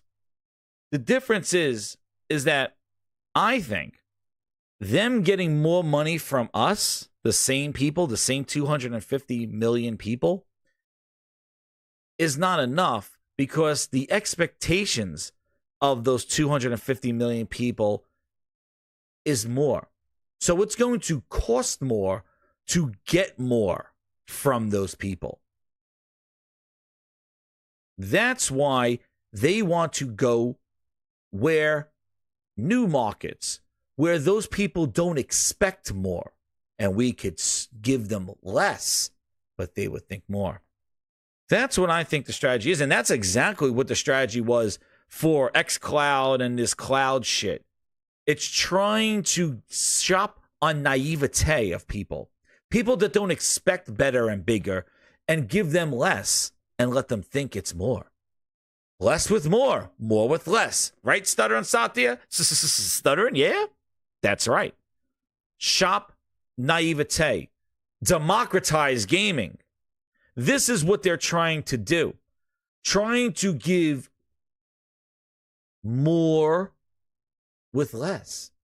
Because the 250 million, yeah, they'll keep getting more money from us. We keep buying more. Wait, what did Phil say? What did he say? What? About console is it's your highest value gamer. It's your person who plays the most, they buy the most. But the thing that's also important is that customer is actually your most valuable customer across every device. Exactly, that console gamer. But what they want to do is they want to get the people that don't expect them much. Little Timmy on a phone that doesn't know what a Horizon is. Who's an Aloy? What's an Aloy? Oh my God, what is this? And they can monetize from those people who don't know better. We know. We will spend more money, but you got to give us more in order for us to spend more. We want the next big sequel. We want the next big game, the next immersive experience. But guess what? That's going to cost them more money to deliver that expectation for us. And they realize that this is a losing game. Their margins are shrinking. This is the same issue that Sony was in. Sony kept saying, like, well, in order for us to deliver more, the games are costing so much money that, like, the margins are not a lot. We got to put our games where people don't know. We got to shop with people that don't know what a Horizon 2 is, never realized what a Horizon 1 is. What is a Gear? I don't know. Gears 1? Who's a Marcus Phoenix? I don't know. Put him on a phone. Let somebody figure it out. They'll love Marcus Phoenix Adventures. But we can't put Marcus Phoenix Adventures on an Xbox. No. They want Gears 6. Yeah, that's going to cost more money. But Marcus Phoenix Adventures, yeah, put that shit over there on mobile. They'll love that. How much it cost us? Yeah, not that much. It's like me saying, hey, I'm Italian, right? I have my homemade pasta sauce, marinade sauce, homemade chicken cutlets, all this, everything homemade, gabagools, mozzarellas, all this shit. To impress me with Italian food, it's going to cost more money. It's going to have to be an incredible Italian restaurant. Something like right from Italy itself. Because I've had the best. My expectation is there. But you give somebody who never had Italian food some Olive Garden, and they're like, oh, shit. This is some great Italian food. Fucking tomato sauce is made with ketchup. Fuck Olive Garden. They don't sponsor this show. Fuck their breadsticks. Anybody could do breadsticks and salad. But it's like giving Olive Garden to somebody, and that's what they want to do. They want Olive Gardens. They want to give Olive Gardens. We're not going to give people right from Italy, marinade sauce. No, we're not doing that. Let's give them Olive Garden. They won't know any better. And that's where I think this gaming industry is trying to go with this shit. And that don't appeal to me. They want to shop on the mobile games, this mobile market that don't give a shit about you. You want to tap into that because they are naive. Oh shit, people like Olive Garden. Oh man, I might have to kick you out of the grindhouse. Oh man, lost a bunch of Olive Gardens. Those breadsticks. But this is the thing. It's like they want these naive gamers, these naive players, because we want more and it's going to cost them more, and they want to do more with less. The Golden Corral of gaming. Yeah, exactly. How do you grow that? And I think the answer to the question is yes and no. When you look to the future of games, and with the first volume of Supercade, I asked a number of game designers, what do you think the future of games is going to look like? And the answer pretty universally was that everyone wants to achieve this sort of holodeck-like immersive experience for games. And honestly, in my mind, I think that a home console-type platform is going to be the ideal way to achieve that type of experience. But that's a long way off, and we're... A holodeck? Grinders, who wants a holodeck? First off, nobody's really jumping into VR. PC Metal Hockey, he got the VR. She bought she's Van Bursum. Holodeck. We're talking about giving less. We're talking about making games smaller. Who's doing holodecks? We've tried VR. We've tried AR. It doesn't seem to be really kicking off, so I don't know who wants holodecks. And that would mean bigger and more immersive games. What, sell stuff? I don't know. I really don't know that stuff. It would be cool, but like, who's making it? What is that? We're doing holodecks. Everybody screams at the price of VR. Everybody screams, oh, too much money for $500. No. Well, what do you think a holodeck's going to cost? What's a holodeck going to cost? Nobody wants to spend that money. Or just in the devs want to make a holodeck. Well, show me the games, because all I see is Google Gagas. baby steps of that now. So consoles are going to have to evolve to meet that future. And are they going to be able to do that or not? And a lot of that has to do with content. A lot of that has to do with, how we make this business more sustainable. A lot of that has to do with how we're going to foster more creativity and more experimentation. And in the risk-averse world that we're in right now, that, becomes a little more of a challenge. So, I'm interested to see, how publishers and console manufacturers are going to rise to meet that challenge. I think consoles are here forever. Wow, that's the first time you've said that. And I believe it. I think each succeeding generation is going to be smaller than the one before it. And I think as long as it makes business sense for a game publisher or developer to put something on a console, they will. So if they can sell a single player game for $70, they will. But I think consoles are very much like movie theaters back in the 1940s. We were kind of on the verge of television coming. And what happened with TV is we didn't watch movies on TV. We watched TV shows, soap operas. And then the genre kind of evolved over the next 100 years or 80 years to where we are getting movies on television. The ability to deliver movies via streaming begat all sorts of YouTube and TikTok and whatever else. Games are going that way. We're already there with games and mobile. So ultimately, I think that a developer can choose his audience, his or her audience, based upon what device they're going to access the game, and the best experience will be on a console. And there will be a small subset, a couple of 100 million, who watch it that way. And there'll be a large subset, 3 billion, who consume games a different way. And that's great. That just means more choice. What I think is really interesting, though, is the convergence of the technology where small screens get really powerful. And I'm curious because Microsoft didn't put any specs out today, but they announced 3 new consoles, 3 new Xboxes. And one is a digital only, I think 1 or 2 terabyte hard drive. Clearly, that's the Game Pass device. Yes, I would like to have a refund. What are they trying to do?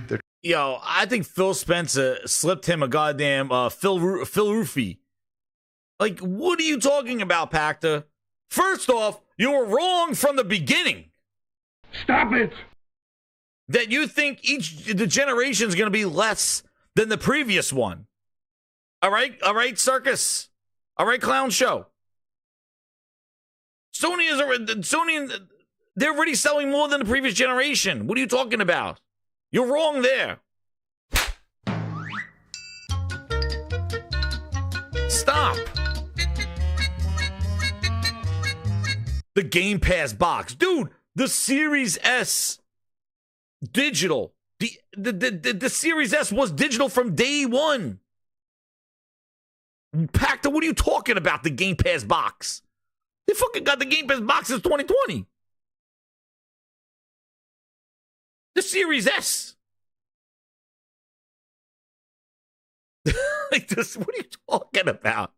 Somebody put this man back in his homeless shelter in the basement. What are you talking about? You're wrong with the generations are going to be smaller because the PlayStation's already outselling the previous one. Xbox isn't. That one you're right. And I'm sure the Switch 2 is going to freaking go bonkers. What are you talking about? And now, telling us that the Game Pass box, what? Look at Charlaine's face. He's like, this motherfucker. He's like, this motherfucker. I really think Pachter got fucking slapped with a Phil Roofy. They're trying to get a PlayStation in order to buy their first Xbox and sign up for Game Pass. Smart. So again, what are you business talking models about? will evolve, but I think you're always going to have a chance to watch a movie in the theater. You're going to always have a chance to play a game on a console. Dreamcast. What the hell is he? Yo, Phil got to this man. Phil got to this man. Phil tapped that ass. He got to this Pachter before the meeting. He's like, spew my bullshit. He gave him a little bit of that flute. He got to this man. Phil got to the guy. Pachter's off his fucking keel right there. Well, my thing with consoles is there's an interview right now on Games in the Shop with Mark Cerny, and he talks about how games consoles, the role they play is basically making high-end gaming more accessible than having to buy an expensive gaming PC. But for me, I always thought consoles had to be more than that. I always felt that they were built for the living room as much as for the bedroom, right? They were about Guitar Hero and SingStar and Kinect, and Switch still does that in a way. You've still got Ring Fit Adventure and Switch Sports, and I've got. This isn't really a question. This is my feeling. I look at PlayStation, but I particularly look at Xbox, PlayStation, and I feel if they want to grow and find new audiences in the console space, I feel they need to separate themselves from mobile. They need to be different from PCs. They need a bit of innovation in terms of what they do, not just how they play out and they feel. That's my view on it. And Van, you talked about innovation really in terms of the vision for games. Absolutely, and I think. When you mention mobile, and I think it's fantastic that some of these AAA games are starting to take a more hybrid approach where, people can Phil's winging take at their him. game, with them. But nothing is going to replace the experience of having an 85-inch, 8K OLED, and having an experience that's crafted to that, which is like a really deep narrative where, you can get into, your Resident Evil 4. Pachter was hyping up small screens. This lady's saying 85-inch OLEDs. And, your Naughty Dog, Last of Us, like these type of really story-driven narrative experiences that make the most of that type. You mean Starfield, of right? Gameplay Yeah, experience. I think that's what needs to really be focused on in order to differentiate from the PC gaming, which is just a totally different experience. Ron says that Pachter guy, I don't think Phil got to. He's just a moron. Yeah. How do you see, Sean? How do you see consoles in 10 years? I think that I think Van puts forward a future which I agree with, except for the fact that those games are going to cost $400 million to make, and they're going to take 7 years to get done. Told you. So that is the kind of cash burn and excessive time needed to get to product, which is really going to be an albatross on the console experience if we can't get more variety of content out there. And because games are $200, $300, $400 million to make, you don't get a lot of risk taking. It's one thing to throw $10 million out there and say, hey, make a SingStar, see what happens. Who doesn't throw $10 million out there and do that? But if you have to say, create an entirely new narrative experience about things we've never seen before and characters we've never touched before, and you want $350 million to do that, there aren't a lot of chief financial officers in big companies who are going to write you that check. Can't you do Gears of War 7 instead? Because we know what that means. So we've got to find a way to get that entry point, to lower that entry point into getting really high-end content into the community, into the business at a lower cost point in order to bring more variety. Nothing was more variable than the PS2 era. Oh my God, from Katamari Damacy to SingStar to iToy, and you name it. At those development costs, you could do a lot more bets against that.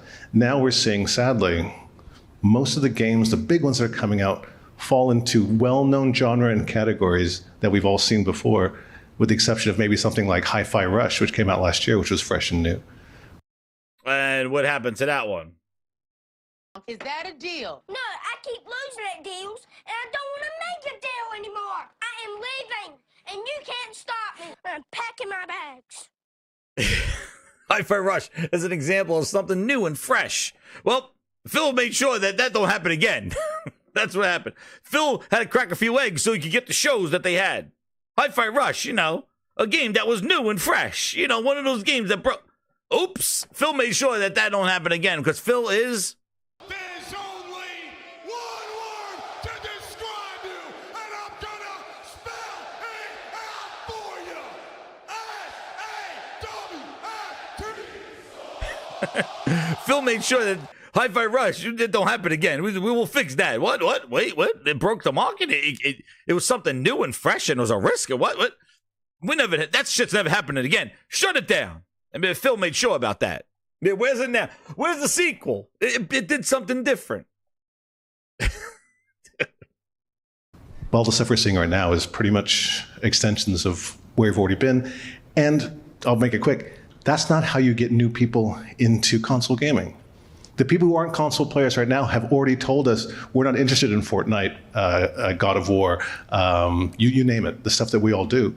So by continuing to make more of the stuff we've made before, you won't get those people in now. Say, oh, well, now I want to play Call of Duty. No, they've already decided not to. So our lack of variety in the offering of content, I think, is one of our biggest risks going forward. And actually, what he said there is exactly the failure that Microsoft experienced with cloud. They don't want to play Gears of War on a cell phone.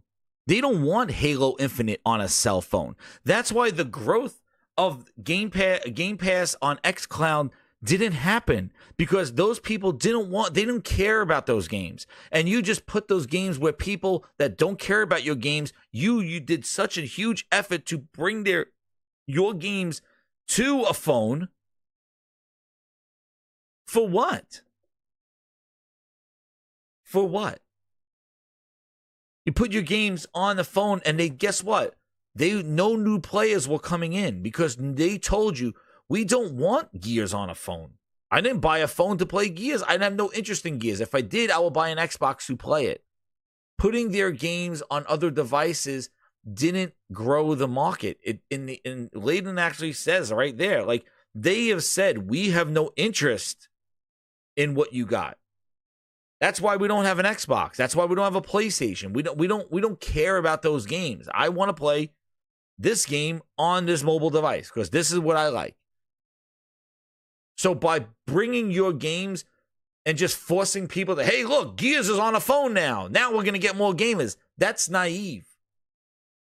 Because it showed it wasn't growing. It was just taking the person who was playing Gears and now they can play it on a phone. It was just moving them around. It wasn't bringing in new people. That's why they had to pivot.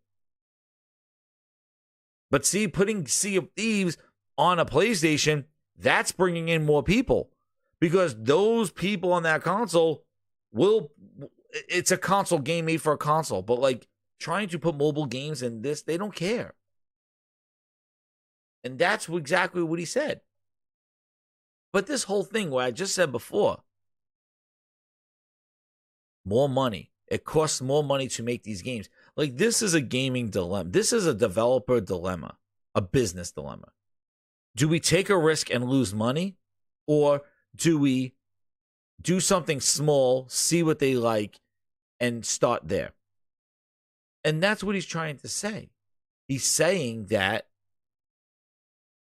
we can't pay this amount of money. Nobody's going to sign all this money to make the next big game. And that's scary shit, because as a gamer, you want them to take those risks. You want them to spend that money and make something great. And they're just afraid of spending that money, so you'll get your sequels or get service games or get this kind of shit. Low cost games that are gonna that don't break the bank, and hopefully for a big turnaround. So it sounds like a dilemma. You know, more money, less risk taking, less money, more risk. But what I say, there needs to be a balance. You need to have your risk takers, and you got to have your big quality games. You need to do that. And one of the other things that Layden basically said that I think he answered his own question. They grew outside 250 million consoles one time, and that was what Wii Fit. That brought a whole bunch of people in. Grandmas were buying the Wii. Everybody was buying a Wii. The console market was thriving. Getting all the people that you want, the more people to play. getting those, growing the business. And what happened? It wasn't sustainable. It peaked and dropped. Wii Fit shot it up, and then it dropped. And Nintendo had a problem. They sold a whole bunch of Wiis to grandmas who just played Wii Sports. But when you came out with all your games, they didn't buy those games. They just bought their Wii with Wii Sports. You sold to a market of people. You brought in a whole bunch of grandmas and all these people. But it wasn't sustainable because those people didn't stay because they never cared to invest in the beginning. And you had trouble selling games. And what did Nintendo have to do? The Wii U, trying to get people back. Trying to get that hardcore back. And then they said, fuck it. We went Wii. See you later, Richard Farmer. Good night, man. I know it's late. But it shows that just getting more consoles doesn't mean success. So this chase for growing outside 250 million, really, you're grabbing a bunch of people that really don't care, and they're not going to stick around. So why worry about chasing this golden goose of people that really don't care? Because they're not going to stay. And you may get peaked for a month or a year or two, and then it just drops, and you're back to where you began with your 250 million. My thing is the console market is never going to grow. It's going to stay where it is. And that should be fine. And you should just give the best that you can do and innovate and inspire with the platforms that you have. And if something hits, that's wonderful. But not everything's going to hit. And you're going to have to get failures. And it's going to cost money. But this chasing this golden goose of little Timmy on a phone, it's not the win that you think it is. It's not. And PC Metahawk, what are you talking about? 100 million? Dude, they're in what? 60 million already? 60 million? Come on now. Look how much that friggin' Switch is selling. You don't talk about sales in here, PC Metahawk. Or you're gonna be goggling those balls. Can you goggle my ball? PC Metahawk. Don't you be talking about console sales, please. Yeah, I mean, this is Let's get to Pachter.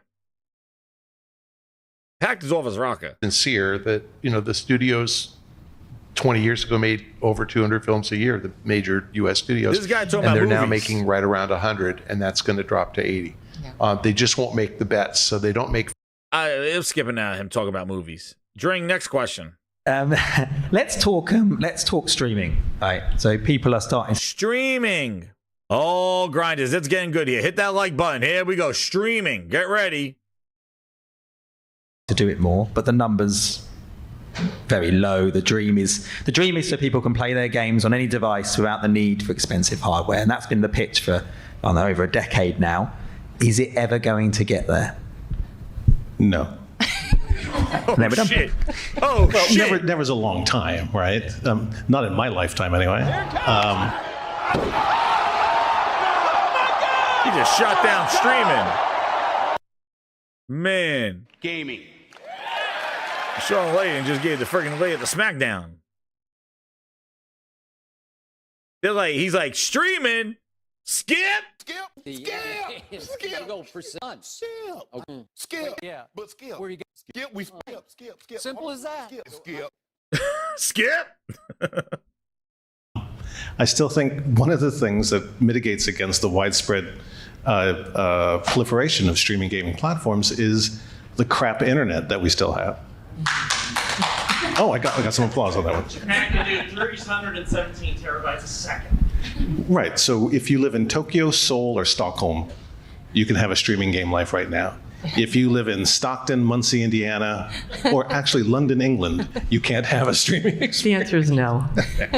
She says I mean, no. that's why even at the national government level, we have rural broadband initiatives. It's a government initiative to try to get more broadband out there. So the spread of streaming gaming is also limited by the ability to have the infrastructure that was to provide that. That's the one thing. The second thing about it is, when you talk about cloud gaming, there's two aspects of that. One is cloud as delivery device, streaming gaming via the cloud going out. The other one is cloud gaming, where you are able to leverage the power of server-side CPU and GPU, leverage into server-side compute, which will give you more power than your console ever could at a price point you can afford. That's what I think Microsoft is working on. Then it becomes kind of interesting. If we make the server side do more of the heavy lifting and provide something that current console technology or even next gen can't do from cost and maintenance, all that kind of stuff, then maybe you get some more interesting ideas around that. But as far as the Netflix of gaming, I don't see that happening anytime soon. Successful. Oh. Skip. Go for son. Skip. Yeah. But skip. Where you go? Skip. We skip. Simple as that. Skip. Fully. Yeah, I have a tendency to agree with that. As a historian, you just have to look back. The last 15 years have been littered with some of the most spectacular failures in games, whether you're talking about, on live and sadly Stadia. And I think just the technology is just too far away to make that a really viable platform. But at that said, I'm very excited to see what Netflix could possibly do, with the right direction. So we'll see. Here he goes. Right now, Matt Booty and Phil. Oh, shit. They don't like this. Phil. The Matt Booty Blues probably has gone cold, and you made Xbox lose their way with Halo. Oh, man. Stinky tears and spreading blood. Trash finger strikes again. And here he comes. Dude, 3-ring circus. Here it comes. Get your popcorn, get your wine right up here. 3-ring circus, Pachter Tech. Here he is. He can blow fire. The bearded lady. You can see him all. Here he is, Mr. Michael Pachter. The right center circle right now. There he is. It is our grand finale. Here he is, ladies and gentlemen. Get your popcorn, get your cotton candy, step right up. Here he is, the bearded lady, the person that speaks shit out their mouth and is a clown from your grandmother's basement. It is Michael Pachter! I take the opposite view. I think streaming is going to absolutely dominate. I don't think. I'm here to tell you right now. We don't care. Let me tell you. We don't care. Now let's hear why it's going to dominate. Oh, man. I think it will replace console gaming. I think we will continue to buy consoles or some very powerful device to play multiplayer because latency matters. Single player games, single player RPG, no. You can absolutely stream that. And who cares how fast your internet connection is? So it buffers. So it stalls. Look at Layden's face as Pachter spewing some shit. You don't care. You didn't die. So I really think that the game experience will be tailored to that. I think that you're not going to see Call of Duty multiplayer on streaming ever, but will you see Call of Duty single player campaign? Trust me, there's a reason why Microsoft fought so hard to buy Activision. They want that game on Game Pass. And then gave all the streaming rights to Ubisoft. Well, they were required to. Shit, Drink gave him a smackdown. You mean you changed it to the drink? Yeah, used to be shithouse. Oh, man, Drake said and then they sold it to Ubisoft. Oh, shit. Oh, shit. It's not even pink, it's raw. And Coop has delivered undercooked. Fucking at Coop. To by some nut jobs in the UK. Those. Yo, back to getting offensive now, calling people in UK nut jobs. Look at the reaction of the crowd. Watch this. Game Pass. And then gave all the streaming rights to Ubisoft. Well, they were. Wait, I need to hit my thing. Microsoft fought so hard to buy Activision. They want that game on Game Pass. And then gave all the streaming rights to Ubisoft. Well, they were required to by some nut jobs in the UK. Those UK regulators. Yeah. But again, that just means they have to pay to get those rights back, and they will. But not to get too into the weeds, I think any streaming service which has content that's of the AAA variety that you and I know and love, and That crowd did not react to Michael Pachter.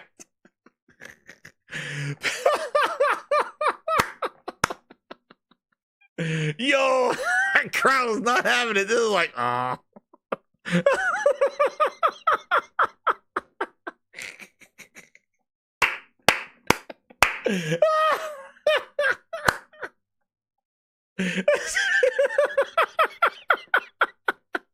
The grindhouse with the sound effects. Fucking creme de la creme. The crowd goes wild. Just like some nut job in the UK. Dude, he's like, I'm not used to talking to people. I usually talk in my grandma's basement with my goddamn homeless shit on. No shit. you're talking about day and Now Layden comes in with a fucking drop kick. Oh shit, here comes Layden with the drop kick. date with a physical and a streaming for a subscription price. The economics don't math. That's what I was going to ask. Absolutely right. Oh shit! Layden with the fucking smack that ace. It doesn't match the biz.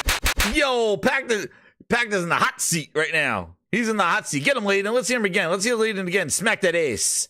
Oh shit! Here we go. Get him, Layden. There's the crickets in the crowd. To get those rights back, and they will. But not to get too into the weeds, I think any streaming service which has content that's of the AAA variety that you and I know and love, and you're talking about day and date with a physical and a streaming for a subscription price, the economics don't math. That's what I was going to ask. Absolutely right. No. Caught you in 20K HDR 1200 FPS Super Nintendo iOS 49 Blu-ray Ultraviolet Radiation 1080p PlayStation 5. Get back there. Let's tell him about the math. Well, 2 plus 2 is Jello. And you're right. It makes no sense. And you're right. It makes no sense. Pachter just agreed with Sean Layden saying the AAA games that you come day and date in as a service doesn't make sense. And Pachter says it doesn't. And listen, he sounds like the fucking ex-twats all over the place. Microsoft money. They could spend all their money. Pachter, you fucking clown. Listen, you dumbass. Phil Spencer on the Valentine's Day Massacre said sustainability. They got to make their money back. Why are you talking right now what you're going to say like a fucking clown that Microsoft money is going to save the day? Pachter, were you not paying attention at the Valentine's Day Massacre? Let's hear about this. So he will agree. He agrees the AAA games, the day and date does not make sense. Listen to where this guy goes. Knowing about Phil Spencer talking about sustainability and I gotta make my money and buy your games and all this other horse shit. Microsoft money's going dry because Stutter and Sata gotta get paid, bitch. Physical and the streaming for a subscription price. The economics don't math. That's what I was going to ask. Absolutely right. No, Sean, you're right. It makes no sense. And I had a sell rating on Netflix for 10 years because it made no economic sense that they would spend what it took to get where they are. Whoa, wait a second. Before I even continue, Michael Pachter had a sell rating. Michael Pachter's ratings. Let's see Michael Pachter's success ratings. He had a sell rating on Netflix. Let's see Michael Pachter success stats. Let's see. What is his success rating? Let's see. Let's rate him. Let's see if we're gonna listen to him as a financial as a financial thing. Let's see his where he says. What is this? He said he had a sell rating. Dude, we know Michael Pachter's success rating. What is the success rate? What is the success? Do I have these things ready? Where is his tip ranks? Here we go, Pachter. Let's see. You had a sell rating on here we go. Here's Michael. What the hell? Get these pop-ups out of the way. Let's go. Michael Pachter. Oh shit. He's Michael Pachter's goddamn Metacritic in the red. It's Michael Pachter. Yo, this dude can't even get a full fucking star. He got a goddamn 1/4 of a star in his rating. Holy shit. Oh, man. Oh, shit. What the hell are these pop-ups? Holy shit, what's going on here? Yo, Michael Pachter can't even get a whole ass star in his visual.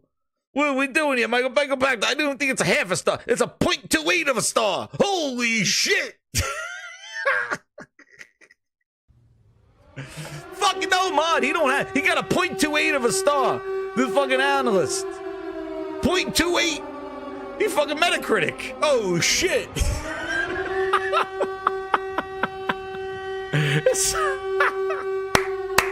Zoinks!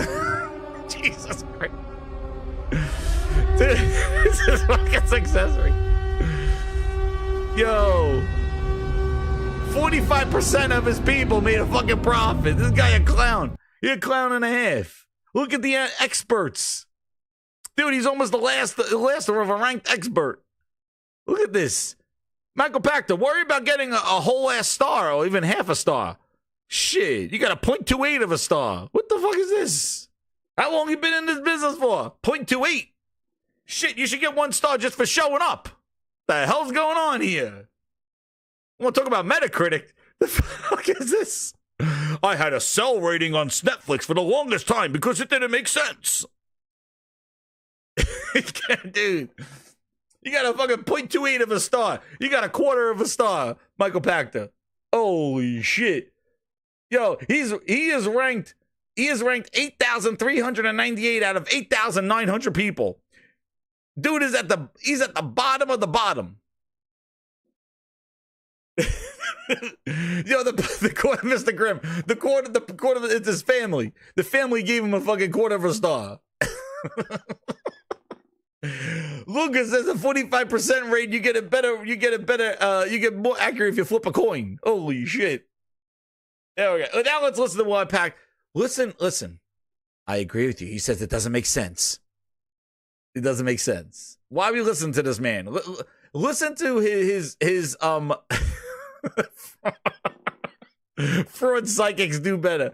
SN Kev with it too. He goes, well, that's embarrassing, Mike. It is. He got a 1/4 of a star from his mom. That's what he got. His mom, I got no stars. All right, here, honey, I'll give you a 1/4 of a star. There you go. Yeah. Now, guess what? He says, I had a sell rating on Netflix because it doesn't make sense. Day and date AAA games don't make sense. But listen to his justification, and you'll wonder why he has a 1/4 of a star. Nobody in the value chain should have fed them content, but they all did because they were dumbasses. And Netflix exploited everybody to get where they are, and now I buy on them and I love them. They're absolutely profitable. So what company in the world is worth $2 trillion and has, I don't even know what they have on their balance sheet, $400 billion of cash and can tough out the losses? Oh, that might be Microsoft. I don't think Meta has a chance. I don't think Netflix has a chance. But Microsoft, either Phil Spencer is going to die penniless on a bread line because he flopped, or he's going to die a billionaire. I don't think we're going to find out. I'll take billionaire. I'll take that wager right now. He's here, so if you guys want to give him a piece of bread, I'd appreciate it. Number one customer. He's probably staring him down. You hear this guy? I don't understand. Like, are you trying to just will stuff to happen because they got so much money? Just all this cash, dude. That's what they've been saying all these years. Buy everybody. They got all this money, unlimited budgets, Did you just miss the Phil Spencer interview where the guy's like, "I gotta run a sustainable business"? Well, dude, reaction when if he's running a sustainable business, then like, what do you mean they don't have unlimited money? Like, what are you talking about? He had to let go of Tango Gameworks. The game that Sean Layden mentioned, that studio is no more. So running around flaunting Microsoft's wallet, it's stupid. This is a year that Microsoft's saying that they got to make their money back. Phil has to run a sustainable business. Why are you just throwing out they got trillions of dollars and billions of stuff and they could lose money left and right? And Phil basically said, What did he say? Love. Get Phil. Would have to come to E quite a bit larger, almost overnight. In what we're trying to go do in Xbox team.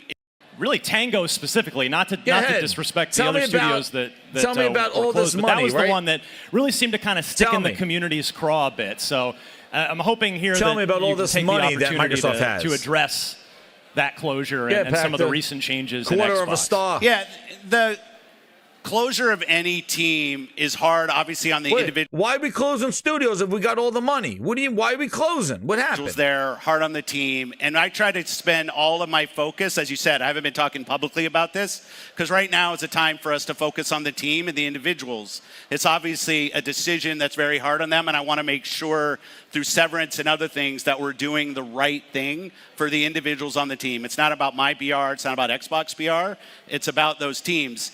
In the end, I've said over and over, I have to run a sustainable business inside the company and grow, and that means sometimes I have to make hard decisions. Oh, wait a second. Excuse me, Pachter, what were you saying again? I don't think Netflix has a chance, but Microsoft, either Phil Spencer is going to die penniless on a bread line because he flopped, or he's going to die a billionaire. I don't think we're going to that's find gonna out. I'll take billionaire. I'll take And that he's- wager he's- right now. He's here, so if you guys want to give him a piece of bread, I'd appreciate it. My question about that, Michael, is the business models. I think is a problem because streaming. We watch lots of TV shows, right? So we subscribe. So Phil had to do a sustainable business and had to wait. But just to finish what Phil was saying, because Michael Pachter says they have all this money in the world. That frankly are not decisions I love, but decisions that somebody needs to go make. We will continue to go forward. We will continue to invest in what we're trying to go do in Xbox and build the best business that we can, which ensures we can continue to do shows like the one we just did. Yeah, do those shows, you clown. Fake shows. So Michael Pachter, all this money that they got more money than God, and they could do this, and they could wait people out. Really? Oh, he continues. Grinders, get ready. Subscribing to a variety of TV shows makes sense. I'm not talking about anybody here, but most gamers on average play 1 or 2 new games a year. So the idea of subscribing to a service for that. So if subscription isn't the model and you're trying to get streaming to work, are people going to pay $70 to stream whatever game that is, God of War, and that's because to my concern, there's the technical problem which we talked about, and then I'm still not convinced by the business model. Access entitlement is not ownership, right? If you're paying for the privilege of accessing this content, that can be turned off at any time. You don't really own it, do you? Yeah. So that's why I don't think it Pachter, that's kind of the anti-Game Pass crew right there. Works. So do you want an answer? Well, it was. That was my answer. Do you have an answer? Yeah, of course I do. So the answer is, if Microsoft were to say, let's take Facebook and Apple and Google out of the equation, our platform fees are $0. Put your free-to-play game on Xbox Game Pass. 0 platform fees. You keep 100%. Do you know how many mobile games would be there tomorrow? All of them. All of them. So then you suddenly have. All right, Pachter, you're wrong again. Their fees. Guess what, Pachter? Do you remember how the hell? This is my side piece. How the hell do I have more knowledge about this shit than your dumbass quarter of a star? Michael Pachter, did you realize that Microsoft in their own trash ass store have a higher cost to pay developers? Remember they said that Apple's charging too much money for their apps and their perks and all their stuff. Microsoft dropped their shit to bottom dollar, and guess what? Nobody choosing them because that's not where the traffic is. So if you say take Apple and Google out, guess what? They're still not coming to. You can't remove them because they have such a place in the market that they could charge 30%. Microsoft already charges less and gives developers more money to put games in their shit, and people are still not going there and choosing them, you clown. So it doesn't matter. The traffic, the where games are sold, the leverage of the stores, the customer base, where games are being bought, that's where the people are going to go. And they're going to deal with those prices and they're going to give those cuts because that's the privilege of selling a game in a store where people buy shit. My God, Pachter. You act like, oh, just take Apple and Google out of this. And Microsoft charges a zero. They're not charging zero.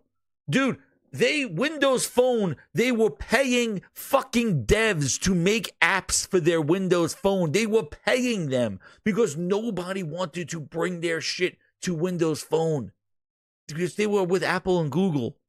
Microsoft paid them to make an app for them. And guess what? Windows Phone still didn't make it. And the App Store still didn't grow. Microsoft was paying devs to make applications. It was beyond free. They were giving you money to make them apps. It wasn't even like, oh, put your shit here for free. They were paying developers to make Windows apps. And they still couldn't do it.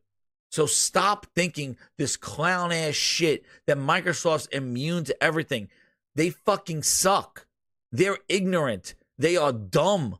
They cannot get people to buy into their shit, except for your clown ass.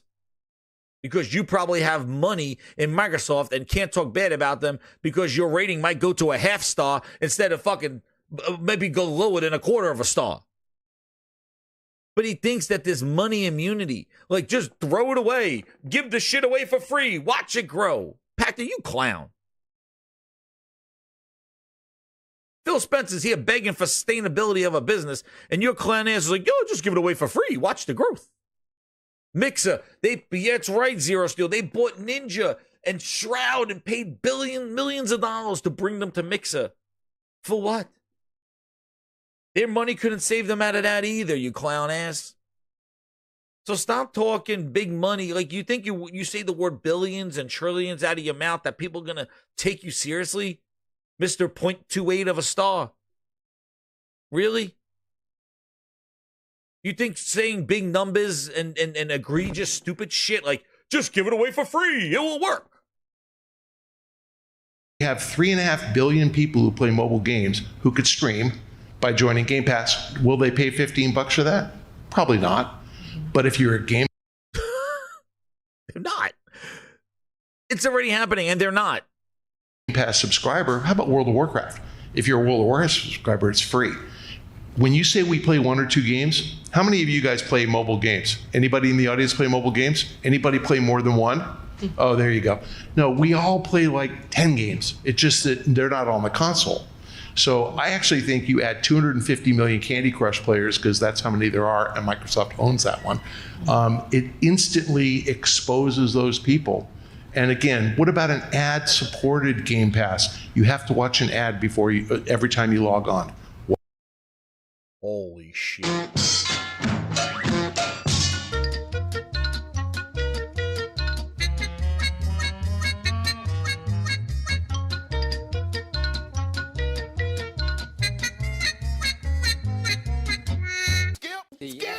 Skip. Go for son. Skip. Yeah. But Skip. Where you go? Skip, we skip. Very calm down to this.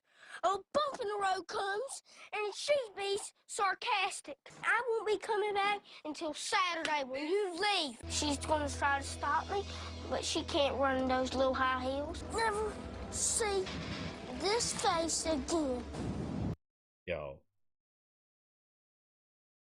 We need Shaggy on this one. I think that's a Phil Spencer in a mask. It's old man Phil Spencer in a mask. Zoinks!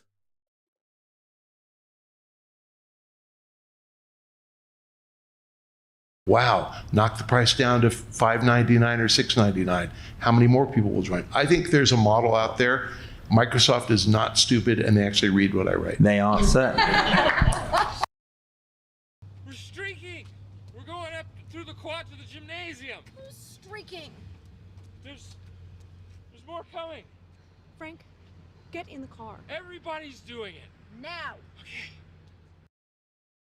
Move on. Nothing to see here. Please disperse. Nothing Nothing to see here, please. They're certainly giving it a go, so we'll find out.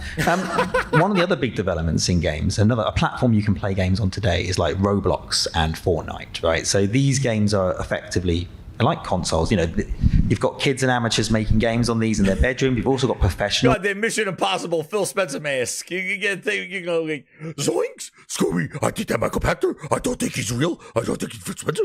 Zoinks, I don't know. Oh, Scoobs, I just did an interview with Phil Spencer on IGN. It might be him. I don't know. Scoobs, what do you think? So, I don't know, Shaggy. Game developers, Lego and Disney are making games for these platforms. I think there's a Sonic game on Roblox. Fortnite has 100 million monthly users, so you're looking at a bigger install base than only the consoles. Where do you see that going? Who wants to go with that first? Where do I see that going? What is that? The idea that these metaverse games is where people will play games in the future. Yeah, I think that's, you're talking about sandboxes, right? So you can go to my Roblox sandbox, build my thing, and over in Fortnite, build my thing, and Minecraft has that, aspect of that as well. I think that's a great category of gaming.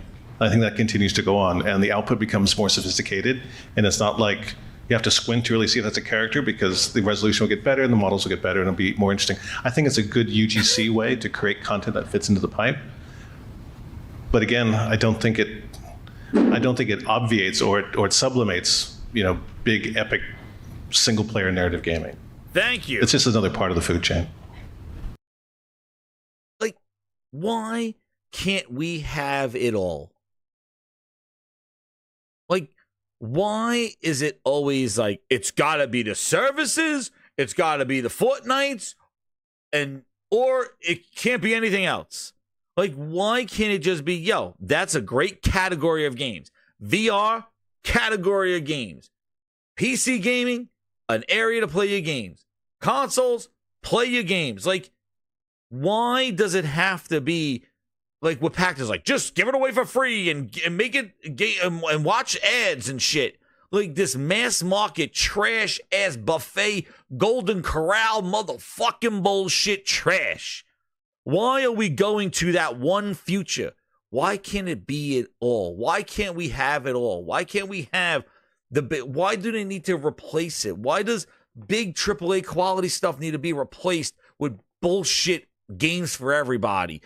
Trash ass ecosystems and make your own fun with friend bullshit. Why? Why can't we have it all? Why can't there be a balance? Why can't there be teams that specialize in those type of games, and teams that specialize in those type of games, and platforms that specialize in that, and areas of innovation and VR and AR that do that? Why can't there be a little bit of everything? Real fucking choice. Because I hear choice, but everybody wants to funnel down where you want me to go. It's all about choice, as long as you choose Game Pass and follow my roasted ass. That's what it is. No, that's not real choice. Real choice is you put something on a VR. You put something over on a phone. You put a AAA game on a console. You put a game on PC. You put a game in a service. That's choice. But say, it's all about choice, but as long as you choose Game Pass. No, that's not choice. That's not choice. That's you're leading us down the path that you want to follow. And you can tell people are not choosing you. And that's the thing, right, Ryan? Game variety. It's crazy, right? That's exactly what he's saying. Because Pachter's talking about chum in the water, mass market, give it away for free, throw it in some service, watch some commercials. Fuck out of here. What kind of gaming is that? And he said, it's a great section of games, the sandboxes, Roblox. It's good. Let that exist.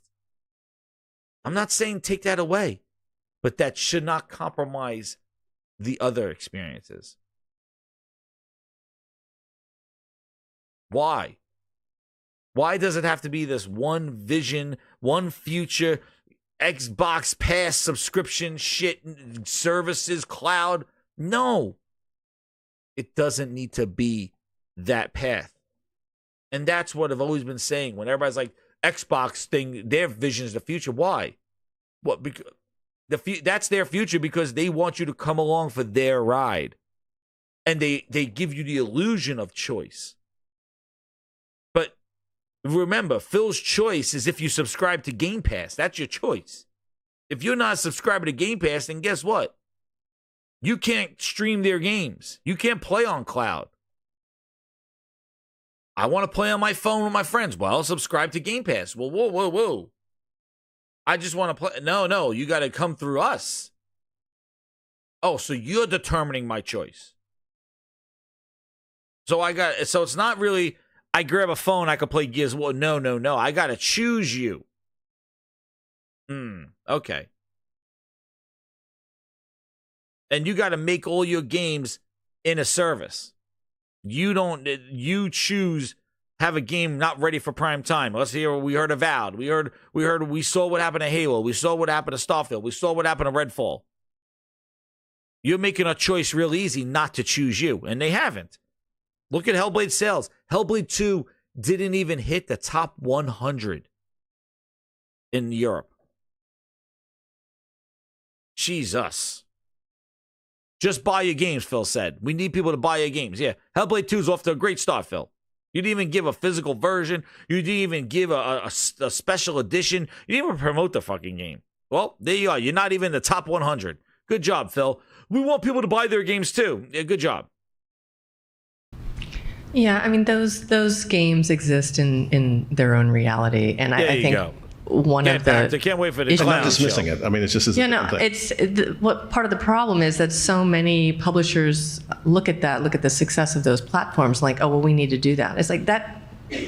It's an accident, it's engineered to a certain extent, but it's like, you can't like just click a radio button and say, I want this ad to go viral. It's like, you can't make that choice. So it's like, will there be more content that is able to achieve that level of success and find that audience? Maybe, but that's not something that you can design. It's something that, has to resonate with an audience, and it's like lightning in a bottle. So I think we can't treat it like that's a viable business model to replicate that. And I think a lot of publishers have gotten into trouble trying to chase that when it's not something that you can just attain by throwing money at it. It's something that has to happen organically. So will there be other games like that? Absolutely, but I don't think that's something that can exist just as a category. It's like you can't engineer success like that. Wow. There you go. That is two intelligent answers right there. Let's give the Grindhouse applause to those. That is two. You cannot just say, I want this to go viral. You can't. You can't will this shit to happen. Now we have the two intelligent answers, and who brought along fucking Dumbo, the clown show. All right, here he comes. Here he comes. Get Pachter. Here he comes. All right, who brought the comic relief? Here's the comic relief. Come on, Pachter. Here we go. Here comes the comic relief. Yeah, I'm sort of talking specifically though. Dring, what are you doing? The clown has to talk. For like Lego, who have made a game in Fortnite. Oh, here he comes. And Disney, who are building a theme park effectively in Fortnite. And Harmonix's latest music game is in Fortnite. And sorry, Michael, go on. So there are two platforms that are doing the same thing. One is Roblox and one is Fortnite. Roblox is way ahead because of business model, which 100% is an accident. They didn't expect this to happen. The reason they don't have more third-party games on there is they keep 70%. Everybody else gives the developer or publisher 70%. Roblox understands this and knows that they can flip that. I cover them as well. I've had these talks with their CEO. And Pachter had talks with their CEO. Did they see the 120, the 0.25 star that Pachter got? Yo, Pachter talking to a lot of people. I think that's why the industry is in the state that it is. They listen to this fucking clown. Holy shit. Mr. 0.2 stars. Mr. 0.25 star. Holy shit. Better luck flipping a coin. Right? Listen. Whoever's listening to this business, don't listen to him. Dude got a 1/4 star out of 5. And the CEO goes, well, how can I flip to 30? My revenue will drop. And I go, well, why don't you just have a threshold? Above $10 million, the fee instantly drops to 30 because there's like 5 games that do more than $10 million. And he was like, oh, that's not a bad idea. They'll get there. I wonder if he gave him the 0.25 rating. Holy shit. Somebody got to tell this guy, stop listening to him. Somebody stop listening to him. Oh, man. Please, stop talking to me. You're embarrassing us. No, please. Please. What is that again? Who you, please? Like, I gotta line this up. Who's he talking to again? Pachter. The fee instantly drops to 30 because there's like gives the developer or publisher 70%. Roblox understands this and knows that they can flip that. I cover them as well. I've had these talks with their CEO, and the CEO goes, well, how can I flip to 30? My revenue will drop. And I go, well, why don't you just have a threshold? Above $10 million, the fee instantly drops to 30 because there's like 5 games that do more than $10 million. This is a better visual. Like, oh, that's not a bad idea. They'll get there. When they get there, they're just like iOS. They're just like Android. They're just like Xbox, PlayStation, not for AAA Xbox experiences, but for absolutely Helldivers or Palworld, you could do that. So I actually think they're onto something, and I think they're going to figure it out. Fortnite is absolutely doing that, and they're keeping way less than 30% to encourage all those other guys to be there. Those 2 guys are going to slug it out. I don't think either one's going to win. I think they're both going to win, and I think that the consumer wins because we're going to get more choice. And Fortnite was an accident as well. Right. I remember when it was a $70 game. Brief New York minute. Yeah. I'm conscious that we only got 5 minutes left, and there's a big question that we've got. What is the last one? Here is that where will you be playing games in the future? And I worried if I start talking about mobile, which is going to be my next question, that we wouldn't get to that question. So I'm going to ask this question now. Where do you think we will be playing video games in the future? Where's that? What's the future of playing games? I think that's impossible to predict, but one thing I think is likely true is in the current environment where costs of productions are getting great, there's disparity between platforms, it takes more to get into gaming, which is a problem we should solve for. It does feel like we're at a VHS Betamax moment.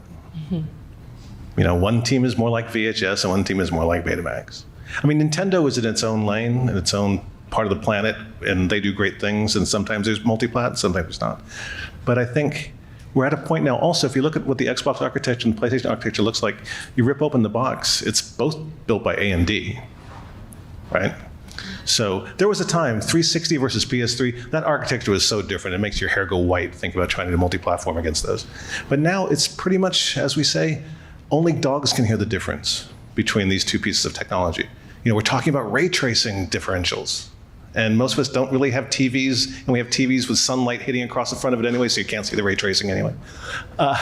So Xbox, PlayStation, and high-end PC, that's almost at a plateau where all things being equal, they're pretty much the same. And I think we'll be in a better world if we can get down to one standard home console technology that we can all come together and get this platform war thing out of the way.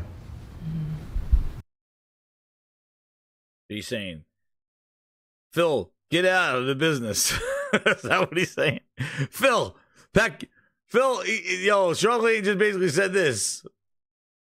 Very, very come down to this. A bump in the road comes, and she be sarcastic. I won't be coming back until Saturday when you leave. Is that a deal? No, I keep losing at deals, and I don't want to make a deal anymore. I am leaving. And you can't stop me. I'm packing my bags. He says, Phil, pack your bags. We need 1 console. SN Kev with the 2. He goes, Pack the graduate from Trump University. 1.5 stars. Yo, he graduated from clown school. That's what he graduated from, clown school, with a 1/4 star. You don't even have a 1/2 star. Man. Listen. The thing is that Layden is right. They are around You're my PC, number one customer. Xbox. It's all the same architecture. But the thing that differentiates them should be the content. That's the difference. It's the content wars. The content. Because without the unique content for each of those things, you're right. Why would three of them exist? Why would you have an Xbox and a PlayStation and a P? Like, why would you? It's for the content. That's the difference. And the only reason why you would make content is if you made the hardware and want to differentiate it. It's the content. The hardware is nothing to. It's like I said before. The thing is when you have the company making the hardware and the software, there should be like an expectation or some sort of a better optimization, because the hardware and the software work together. And this is evident. Again, I'm not no friggin' Apple fan. I can't stand Apple for this shit. But the thing that they do well is look at the difference between Mac and Windows. Windows, and they tried to do it with Surface and succeeded somewhat and now failed. Because their Surface, the panels pane is gone and all that other stuff. But the thing is when you have the hardware and the software being designed by the same company, there are inherent benefits and optimizations that you could probably get with that. And it's evident with that. And that's where that works. Like, that's where you get a Horizon looking like that on a PS4. You get those kind of experiences because the software, the engine, the hardware, the advantages, that's the benefit of first party. But when you just put all your shit everywhere day one on any fucking Frankenstein device, that's when the quality and the having a hardware built by you, having an Xbox Series X means nothing because you're not taking advantage of that hardware. Your Hellblade 2 should have been a most amazing experience on a $500 machine because it's optimized for the Series X. It wasn't. It was not even 60 frames. So you're right. If they want a single future, then content is ubiquitous. It's all over the place then. So, but there should be some optimization and benefit. And Nintendo, same way. Those games, you have Android tablets that are 5 times more powerful than a Switch. Are those PlayStation? Are those Nintendo games running on them? No. Nintendo like as anything, that old ass Nintendo Switch is still running games today.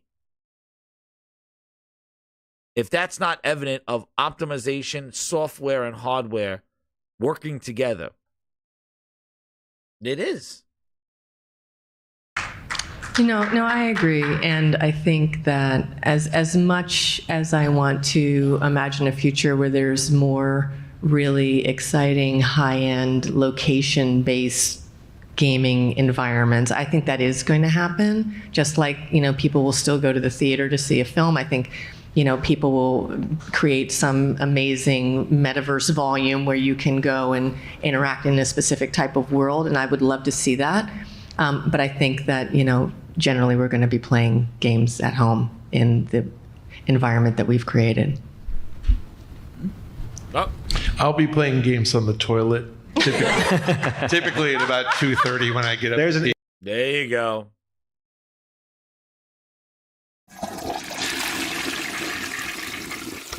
That's because his toilet is right next to his desk in the basement.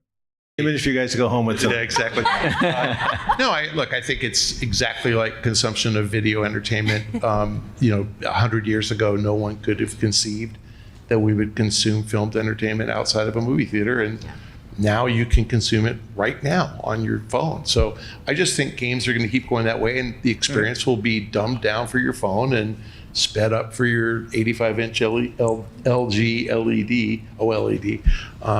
But everywhere. I think we'll play games everywhere. Well, I think mobile, one thing we didn't touch on is that mobile in some markets, they don't have games consoles. It's too expensive. Gaming PCs are too expensive. Mobile is the way to reach gamers in India and Brazil and places like that. So there is an element of mobile. This multi-format feature that we're talking about it's needed in order to reach people that don't have PlayStations. Yeah, and I think we need to really put this in perspective. I mean, this industry is barely 50 years old. I mean, look how far we've come from, just phosphorescent blocks on a TV to the immersive worlds that we're creating. We're going to be able to do things that we can't even imagine, even us up here, that we can't even imagine in the next 50 years.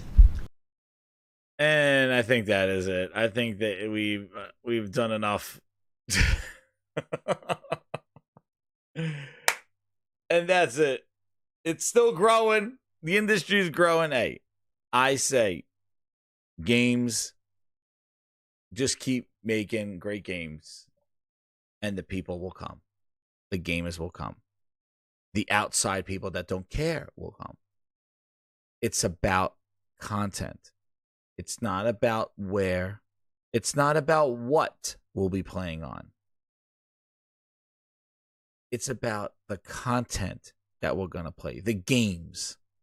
That's what it's about. And I think this focus on where and how and who's going to be, it doesn't matter if we don't have the what are we going to be playing. And that's where the industry needs to focus. If they want to get more gamers, then you make better games. You don't put out bullshit that's not ready on day one. You don't say, we're listening to feedback, we'll get back to you in a month or two. You just lost your momentum. Just make great games, market them, have confidence, and just release it, and people will come. But stop. Like, you can't, we heard you, season 1, patch 3.2 is coming, gal, we heard you. Get the fuck out of here. And you want my $60, $70 now? Yeah, bitch, you could wait on that. You're not going to get gamers with excuses. You're going to get gamers with games. And the market's going to grow. Inspiration's going to be there because you put out a great game. Other developers are going to want to aspire to that game. They're going to be, look at those clouds in Horizon Forbidden West. Look at that sky. I think that could be something in my game. Look at that open world. Look at that fidelity. Look at the traversal. Look at what they're doing. I want that in my game. I'm inspired by that piece of art. That's what you want. Better games, more gamers. Simple as that. You feed the beast. But don't worry about what I'm going to be playing on, where, on the toilets, on the plane. Don't. Because when you start worrying about all that other shit, the focus comes off of the content and the games. Gaming would never be where it is today if it wasn't for the games. Those are the things that we remember. Those are the things that we come together about. Those are the things we stream. Those are the things that we play.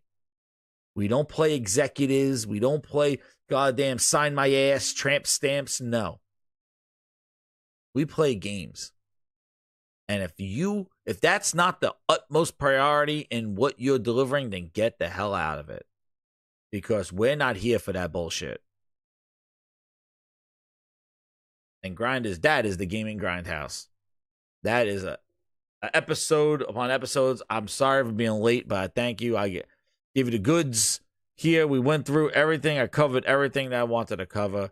But keep it locked here, man. And we will be back on the Gaming Grindhouse. And I'll be getting you that VIP Ask Anything. So if you haven't upgraded yet or got a VIP, keep it locked there and try to get up there. And you get a show here. And also Ultimate Grinders getting that music. So I want to shout out to everybody, the VIPs. And we're going to head out. And, Pachter had the whole clown 3-ring circus. So why not do we just play a nice little Phil Ness outro? Hit that like button, Grinders, share it out. Subscribe to the Gaming Grindhouse. Yeah, that's always been a hit. Shout out to the VIPs. Flex those emojis. New emoji coming your way. Always, I think we've gone through times. Not to throw mud on you, but now you have to know that's it. Good night, Grinders. It is fair to say. And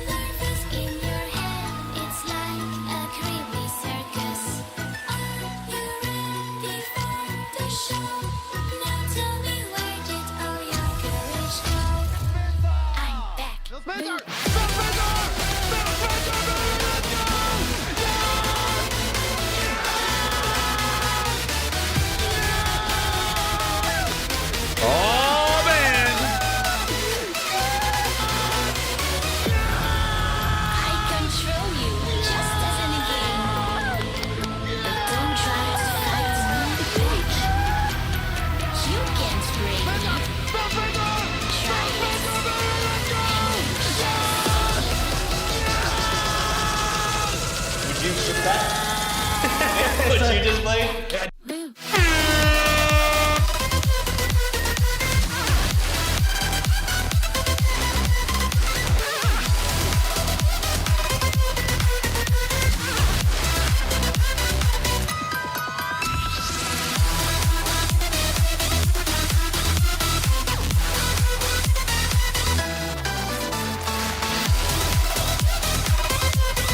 I see commentary. If you just build great games, everything would turn around. It's just not true that if we go off and just build great games, all of a sudden you're going to see console share dip in some dramatic way. We lost the worst generation to lose in the Xbox One generation, where everybody built their digital library of games.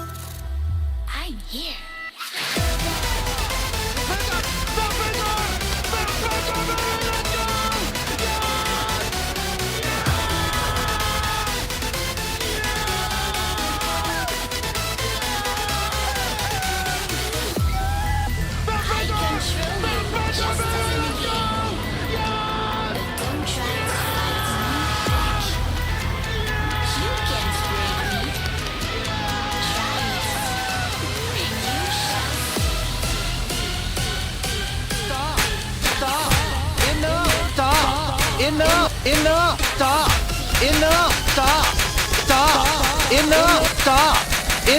Enough! Good night, grinders. Thank you again. See you later. Shout out to the VIPs, Ultimate Grinders, and Platinum and Gold Grinders. Thank you again, everybody. See ya.